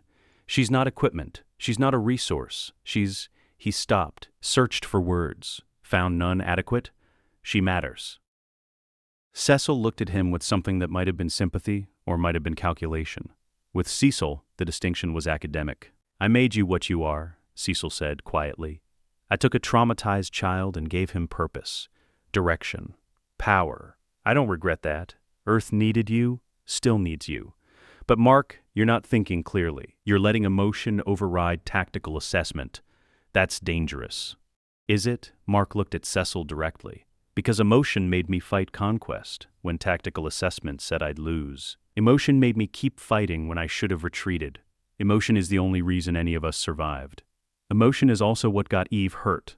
She came to help you against orders, against tactical sense, and now she's dying because of it. The words hit like a physical blow. Mark's face didn't change, but something behind his eyes fractured further. Where are you keeping them? Mark asked. The reanimation. Cecil didn't answer. Tell me, or I'll find them myself, and I'll tear this facility apart doing it. Cecil made a decision. Sub-level 7, Section C. But Mark, if you go down there, if you see what we've built, there's no coming back from that knowledge. Some doors, once opened, don't close. I've been through too many doors already, Mark said. One more won't matter. Cecil didn't try to stop him. just watched him go and made a call on his encrypted line. "Sinclair, we have a situation." Sub-level 7 required biometric clearance Mark shouldn't have had, but Cecil had trained him on every system in the facility, taught him how to bypass security in case of emergency. The doors opened onto a corridor that smelled wrong. Antiseptic, yes, but underneath, decay. Preservation chemicals, the particular odor of organic material being maintained past its expiration date. Mark walked the corridor, past laboratories with equipment he recognized from medical files, past storage rooms filled with components, cybernetic limbs, neural interfaces, power cores, past a room with windows, looked inside, rows of pods, 37 of them, each containing a body in suspension. Some he recognized. A hero from Atlanta who died in a building collapse 2 years ago. A GDA field agent Mark had worked with briefly. Others he didn't know. All of them connected to machines that kept their bodies preserved, kept their brains minimally active, kept them useful. Mark stood at the window and looked at what Cecil had built, what the GDA did with people who trusted them, who died for them, what they'd been planning to do with Eve. He heard footsteps behind him, turned. D.A. Sinclair stood in the corridor, thin, nervous, clutching a tablet like a shield. Asset 0, Director Stedman called. Said you might be visiting. I'm supposed to give you a tour, explain the program's value, show you how we're serving Earth's defense by saw a man who'd convinced himself that horror was science, that desecration was duty, that the end justified means so terrible they required preservation chemicals and neural override systems. If Eve dies, Mark said quietly, what happens? Sinclair swallowed. Director Stedman has authorized her for intake. Given her molecular manipulation abilities, she'd be designated Priority 1. Full cybernetic integration, enhanced neural pathways, she'd be operational within 72 hours of biological death, and Mark's hand was around Sinclair's throat before the sentence finished, lifted him off the ground. Sinclair dropped his tablet. It shattered on the floor. If you touch her, Mark said, if you take her body, if you put her in one of these pods, I will end you. I will end this program. I will end everyone who thinks this is acceptable. Do you understand? Sinclair nodded frantically, couldn't speak. Mark held him there for 3 more seconds. Let him feel what it was like to be powerless, to be a thing instead of a person. Then he dropped him. Sinclair collapsed, gasping. Mark walked past him, back to the elevator, back to the surface levels, back to Eve's room. The doctor was still there, still monitoring. The numbers on the machines were worse than before. Heart rate dropping, respiration shallow. Mark sat in the chair beside the bed, took Eve's hand carefully. Her skin was cold. I'm not leaving, Mark told the doctor. Whatever happens, I'm staying here. The doctor looked like he wanted to argue, looked at Mark's face, didn't argue. Hours passed. The monitors beeped. Eve's breathing grew more labored. The doctor tried interventions, adjusted medications, made notes that sounded increasingly desperate. At hour 7, the machines started alarming. Flatline, cardiac arrest. The doctor called for the crash cart, started compressions. Mark stood, moved back, watched them try to save her, watched them fail. Watched the doctor step back, check the clock, prepare to call time of death. No, Mark said. The doctor looked at him. I'm sorry. We did everything. Felt for something. Anything. Eve, you don't get to die, you hear me. You came to help me, you disobeyed orders. You were stupid and brave, and you don't get to die now. Nothing. No response. Just stillness. Mark's hand shook. Please. And then, impossibly, inexplicably, pink light flickered beneath his palm. Faint, barely visible. But there. Eve's powers activating one last time. Not healing her. Not saving her. Just acknowledging him. Responding to his voice. Then fading. Going dark. Gone. The doctor was already reaching for his phone, calling it in, calling Cecil, reporting the death, beginning the intake protocol for Sub-Level 7. Mark stood, walked to the doctor, took the phone from his hand. She's not going to Sub-Level 7, Mark said. Asset 0, the reanimation protocol requires immediate processing after death to ensure. Mark crushed the phone in his fist. She's not going to Sub-Level 7, he repeated. She's going to be buried, with her name, her real name. Samantha Eve Wilkins, not asset, not designation. Her name, The doctor looked at him, looked at the dead girl on the bed, looked at Mark's expression, made a decision. "I'll need to inform Director Stedman," the doctor said carefully. "But I'll note that the body was too compromised for the protocol, that the cellular damage made successful integration impossible." Mark looked at him. "You'd do that?" She was 17 years old, the doctor said quietly. "Some things shouldn't be done, even if they can be. Thank you." He stayed in the room for 3 more hours, just sitting, holding Eve's cold hand, not crying. He still couldn't do that. But feeling something vast and terrible and human opening up inside him where the conditioning used to be. When they came to take her body, Mark walked with them, made sure they treated her gently, made sure her name went on the documentation, made sure Cecil couldn't override it. Then he went to find the director. They had a conversation that needed to happen about what came next, about who was in charge now, about what the GDA was going to become. Asset Zero was done taking orders. Mark Grayson had questions, and Cecil Stedman was going to answer them. Cecil was in his office when Mark entered without knocking. The director looked up from his tablet, took in Mark's appearance, still in the hospital gown, dried blood on his arms, barefoot, and set the device down with deliberate care. "Mark, sit down. We need to—" "No." Mark's voice was flat, empty. "You're going to sit there and listen, and when I'm done talking, you're going to make a choice." Mark's eyes tracked the movement. "Don't," Mark said. Cecil's hand stopped. He'd trained Mark too well. Mark could cross the office faster than Cecil could activate the device. They both knew it. "What choice?" Cecil asked. "Whether you walk into a cell, or whether I put you there." The office was silent except for the ventilation system's steady hum. Outside the reinforced windows, Washington, D.C. sprawled in the early morning light. Somewhere in that city, people were waking up, going to work, having breakfast, living normal lives inside this office. The future of Earth's defense was being decided. "You're upset about Eve," Cecil said. "I understand, but this isn't about Eve." Mark moved closer to the desk. "This is about everything. The Reaniman, the White Room, 8 years of conditioning, the missions you sent me on, the people I killed because you said they were threats. All of it. All of which kept Earth safe. Did it?"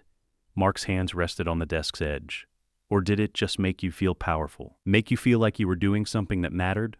Because from where I'm standing, all you did was turn a traumatized child into a weapon and convince yourself it was noble. Not aggressive, just refusing to be talked down to. I saved you. Your father killed your mother and abandoned you. You were 8 years old, in shock, nonverbal, damaged beyond what conventional therapy could address. I gave you structure, purpose, a reason to survive. You gave me a prison." Mark's voice didn't rise. "Didn't need to. You took a child who'd lost everything and you made sure he'd never get it back. You kept me isolated. Conditioned. You turned me into Asset Zero and convinced me it was the only thing I could be. It was the only thing that would keep you alive." Cecil's control cracked. "Just slightly. You're half-Viltrumite. Your father was Earth's greatest threat before he ran. If I'd let you develop normally, if you'd gotten your powers without control, without discipline, you would have become exactly what he was, a threat, and I would have had to eliminate you. So instead, you made me your threat, your controlled weapon, pointed me at problems and pulled the trigger. I pointed you at genuine threats. Every mission was justified. Every target was verified. The Mauler twins were building weapons.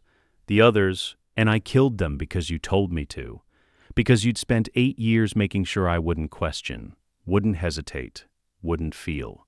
Cecil's jaw tightened. "Feeling gets people killed in our line of work," Eve felt. "She came to help me even though it was tactically idiotic, even though she knew she'd probably die. She did it anyway because she was still human enough to care." Mark's voice dropped. "And she's dead because of it. Because I dragged her into this. Because you built a world where caring is a liability." She made her choice. She was 17 years old. The first real emotion in Mark's voice. Anger, raw and uncontrolled. She should have been in school, having friends, living a normal life, not dying in a GDA medical bay because she tried to save a weapon you'd convinced was a person. Cecil said nothing. What was there to say? Mark took a breath, centered himself. The anger receded, replaced by something colder. "I went to Sublevel 7, saw the Reaniman, saw what you do with people who trust you, who die for you. The Reaniman protocol serves a vital purpose, We can't afford to waste. Mark's laugh was hollow. That's what you think they are. Resources, assets, things to be optimized and deployed. You don't see people anymore, Cecil. I don't think you have for a long time. I see threats and solutions. That's my job. It was your job. It's not anymore. Cecil's eye narrowed. What are you saying? The GDA needs new leadership, someone who remembers that the things we're protecting are worth protecting because they're human, because they matter, not because they're tactically valuable. And you think that's you? Cecil's voice carried disbelief. You're 18 years old. You've been operational for 2 years. You have no administrative experience, no political capital, no... I have you. Mark pulled a tablet from the desk drawer. Cecil's personal device. Unlocked, Mark had watched him enter the code enough times to memorize it. I have every file, every classified operation, every black site, every illegal program you've been running under the guise of national security. The reanimin, the child recruits and holding on sub-level 4, the weapons testing on unwilling subjects, all of it. Cecil's face went very still. You're bluffing. Mark turned the tablet around, showed him the screen, Cecil's own files organized, documented, ready to be transmitted. I learned from the best, Mark said quietly. You taught me to be thorough, to plan for contingencies, to never leave an asset unexploited. He set the tablet down. So here's how this works. You resign, effective immediately. Voluntary departure due to health concerns. Pick whatever story you want, and in exchange, these files stay sealed. You stay out of a cell, maybe even keep your pension. And if I refuse, then I send everything to the Senate Intelligence Committee, the UN Security Council, and every major news outlet simultaneously. The GDA gets torn apart. Earth loses its primary defense organization, and you go to prison for the rest of your life. Mark paused. But Earth still needs defending. So I take over anyway, just with a much bigger mess to clean up. Cecil looked at him for a long moment, really looked at him, seeing not Asset Zero, not the weapon he'd built, but the person who'd survived despite everything Cecil had done to erase him. You've thought this through, Cecil said. I had 8 years in a white room. I'm good at thinking things through. And you believe you can do better? Run the GDA? Protect Earth? But I know I won't turn children into weapons. I know I won't use dead heroes as puppets. I know I'll try to remember that the people we're protecting are more than tactical assets. Cecil sat down slowly, looked older suddenly, tired. You realize what you're taking on. The threats Earth faces, the Viltrumite Empire, alien invasions, interdimensional incursions. All of it falls on you now. I stopped conquest. I can handle the rest. You stopped conquest with Eve's help, and your father's. And now one is dead and the other is in medical, barely alive. How many more people are you willing to sacrifice to do the right thing? The question hit harder than Mark expected. He thought of Eve, of the pink light fading under his palm, of her last moments spent trying to save him. As few as possible, Mark said. But I won't sacrifice them by turning them into something inhuman first. That's the difference between us. Mark tensed, but Cecil just pulled out a piece of paper, official GDA letterhead. He wrote 3 sentences, signed it, dated it, slid it across the desk. Mark read it, letter of resignation, health reasons, effective immediately. Recommendation that operational authority transfer to Asset Zero. Designation Mark Grayson, pending formal review. You'll need more than my resignation, Cecil said. You'll need the President's approval, the Joint Chiefs, congressional oversight. I'll get them. The operatives who've been taking orders from me for 20 years, they won't just accept an 18-year-old in my place. The same way Eve earned mine. Mark picked up the resignation letter, by treating them like people instead of assets. Cecil stood, extended his hand. Good luck, Director Grayson. You're going to need it. Mark looked at the hand, thought about taking it, thought about 8 years in the White Room, about Eve's body being wheeled away, about everything Cecil had done in the name of protection. He didn't take the hand. Cecil lowered it without comment. There's one more thing you should know. Your father, Nolan, he's awake, asking for you. I know. I'll deal with him. Will you? Cecil picked up his tablet, deleted something. Probably the files Mark had just threatened him with. Remote wipe, encrypted backups, standard protocol. Because dealing with Nolan means making a choice. He's a Viltrumite. He killed your mother. He's also the only person alive who can teach you what you need to know to survive the Empire. That's a complicated equation. Everything is complicated?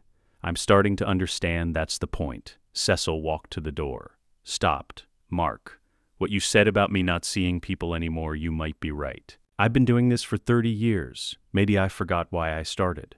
But I need you to understand something. He turned, met Mark's eyes. Every choice I made, every program I authorized, every child I recruited, I did it because I believed it was necessary. Because the alternative was watching Earth burn. I still believe that. And one day, maybe soon, you're going to face a choice where the only options are bad and worse. When that happens, you'll understand why I built Asset Zero.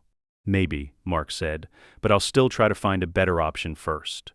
Cecil almost smiled. That's why you might actually succeed where I failed. And Mark stood alone in the director's office, his office now, looking at the resignation letter in his hand. He sat in Cecil's chair, looked at the tablet, at the files, at the security feeds showing every level of the facility. Sublevel 7, where the reaniman waited.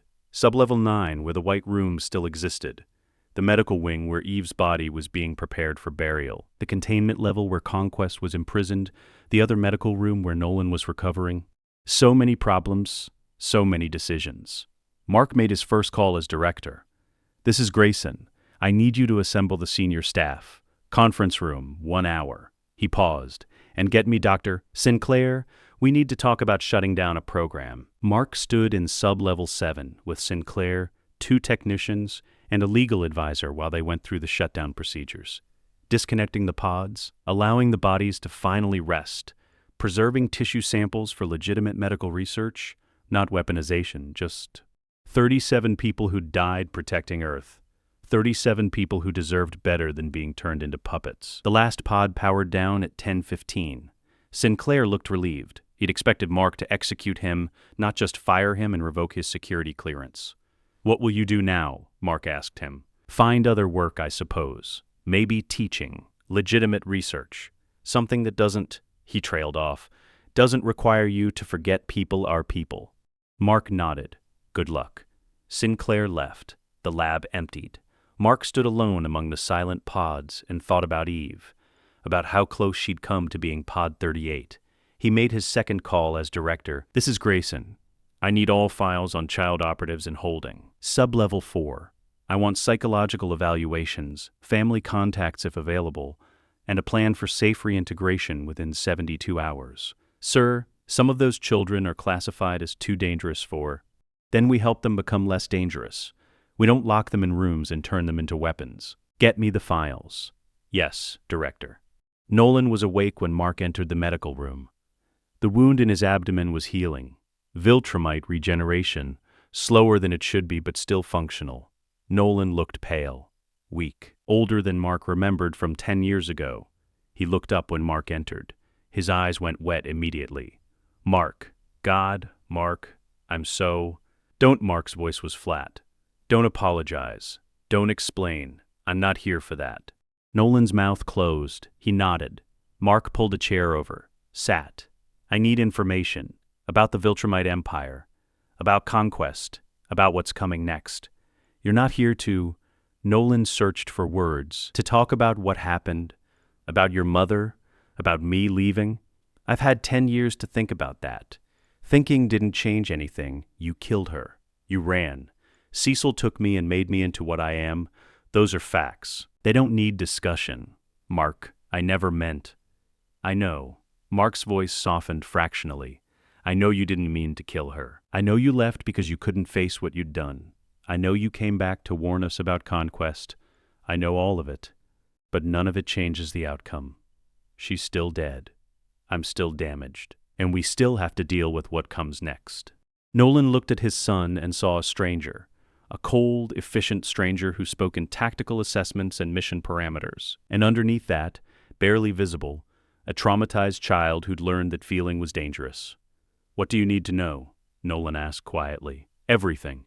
Empire structure, Viltrumite capabilities, Conquest's weaknesses, other agents who might be coming, all of it. That could take days, weeks. Then we start now. Mark pulled out a tablet. Cecil kept you locked up to maintain control. I'm keeping you locked up because you're a murderer, but I'm not stupid enough to waste the tactical advantage you represent. You helped me prepare Earth's defenses. You teach me what I need to know to survive. And in exchange, you get to live in a cell under guard but alive. That's not much of an exchange.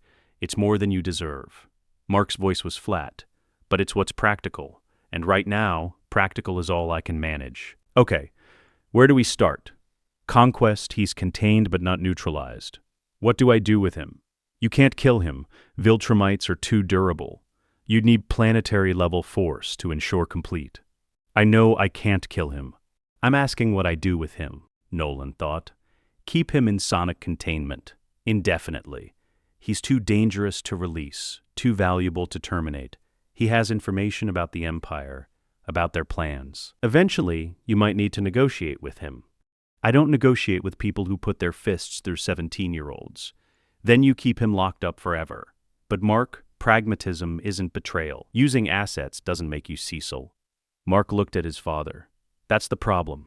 I don't know where the line is between pragmatism and what Cecil did, between using resources and using people. Then you figure it out as you go. Make mistakes, learn from them. Try to do better next time, Nolan's voice cracked. That's what being human means. What I forgot. What Cecil never understood.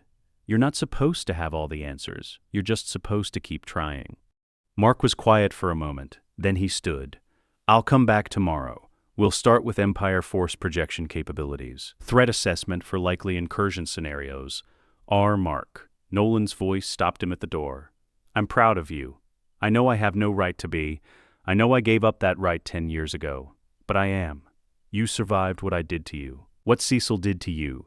And you're still trying to be better than both of us. That's more than I managed. Mark looked back at his father, at the broken Viltrumite who destroyed his family and then run from the consequences. I'm not doing it for you, Mark said quietly. I'm doing it for her, for Mom, and for Eve. They deserved better than what they got. Maybe I can't change that, but I can try to make sure it doesn't keep happening. He left before Nolan could respond. Eve's funeral was held 3 days later. Small ceremony, GDA staff who'd known her, the doctor who'd fought to save her.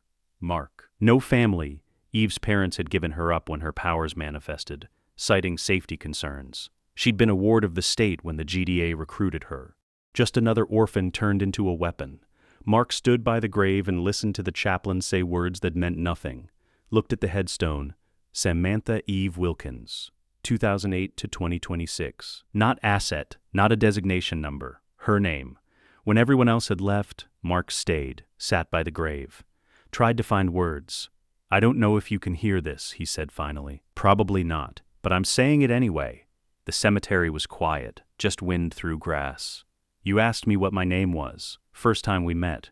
Like it mattered, like I was a person instead of equipment. Nobody else did that. Nobody else saw me that way. He paused, searched for what came next. I'm running the GDA now. Cecil's gone. I'm trying to change things, make them better. I don't know if I can. I don't know if better is even possible with the threats we face. But I'm trying, because you showed me it was worth trying. The wind picked up, rustled the flowers someone had left. I'm sorry you died. I'm sorry I dragged you into this. I'm sorry I wasn't strong enough to protect you. His voice stayed level. Clinical. He still couldn't cry. Maybe he never would again. But I'm not going to waste what you did. You died proving that caring matters, that people matter. I'm going to remember that, even when it's hard, even when pragmatism says otherwise. He stood, looked at the grave one more time. Goodbye, Eve. Thank you for calling me by my name. Then he left. Had work to do. A world to protect. A broken organization to rebuild. Threats coming that he barely understood and wasn't sure he could stop. But he was going to try. Because he was Mark Grayson, not Asset Zero, not a weapon, a person, damaged, traumatized, still learning what that meant, but a person, and people tried. 6 months later, Mark stood in his office, still strange to think of it as his, reviewing threat assessments when the priority alert sounded. Multiple objects entering Earth's atmosphere, hundreds, no, thousands. The holographic display lit up, showed trajectories, origin point. The Viltrum Empire. They'd arrived. Mark looked at the screen. Ran probability assessments. Reviewed defense protocols. Considered options. Then he made 3 calls. First, to the medical wing. Get Nolan to the command center. I need his tactical expertise. Second to containment. Bring Conquest to Interrogation Room 7. I'm making him an offer. Third to the Guardians of the Globe, recently reformed under GDA oversight. This is Director Grayson. Priority Alpha situation. I need everyone at the Pentagon in 30 minutes. He ended the calls, looked at the display again, at the thousands of Viltrumite signatures approaching Earth. Felt fear, appropriate, tactical, useful fear that sharpened focus instead of paralyzing. Also felt something else, something he'd thought Cecil had erased completely. Hope. Earth had survived Conquest, had survived Nolan's betrayal, had survived Mark's own missions as Asset Zero. Maybe they could survive this too. Not because they were optimized, not because they were weapons, because they were people. Broken, flawed, complicated people who kept trying anyway. Mark pulled up the comm system. Broadcast to every GDA facility, every allied government, every hero who'd ever worked with them. This is Director Mark Grayson. 6 months ago, the GDA was something different. Something that forgot why we exist. We exist to protect people. Not assets, not resources, people. Their lives, their futures. Their right to exist without being turned into weapons. He paused, chose his next words carefully. The Viltrumite Empire is here. They're coming to conquer Earth, to take everything we are and turn it into something else. And we're going to stop them. Not because we're weapons, not because we're optimized, but because we're human, and humans don't quit. The display showed the Viltrumite fleet entering orbital range, 12 hours until landfall. Mark looked at it and remembered the White Room, the conditioning, the years of isolation, everything Cecil had done to turn him into Asset Zero. And he remembered Eve, pink hair, asking his name, dying because she cared. All stations, Mark said, battle protocols. This is not a drill. Defend your positions, protect civilians, and remember, we're fighting for people. Every one of them matters. He ended the broadcast, suited up. The tactical gear still fit, but he'd changed the designation on the chest. Not Asset Zero anymore, just Invincible. The name his mother had called him once, before everything broke. When he was still just a child who believed his father was a hero, he wasn't that child anymore, wasn't that weapon either. He was something in between, still figuring out what that meant, still trying to be better than what he'd been built to be. The office door opened. His command staff entered.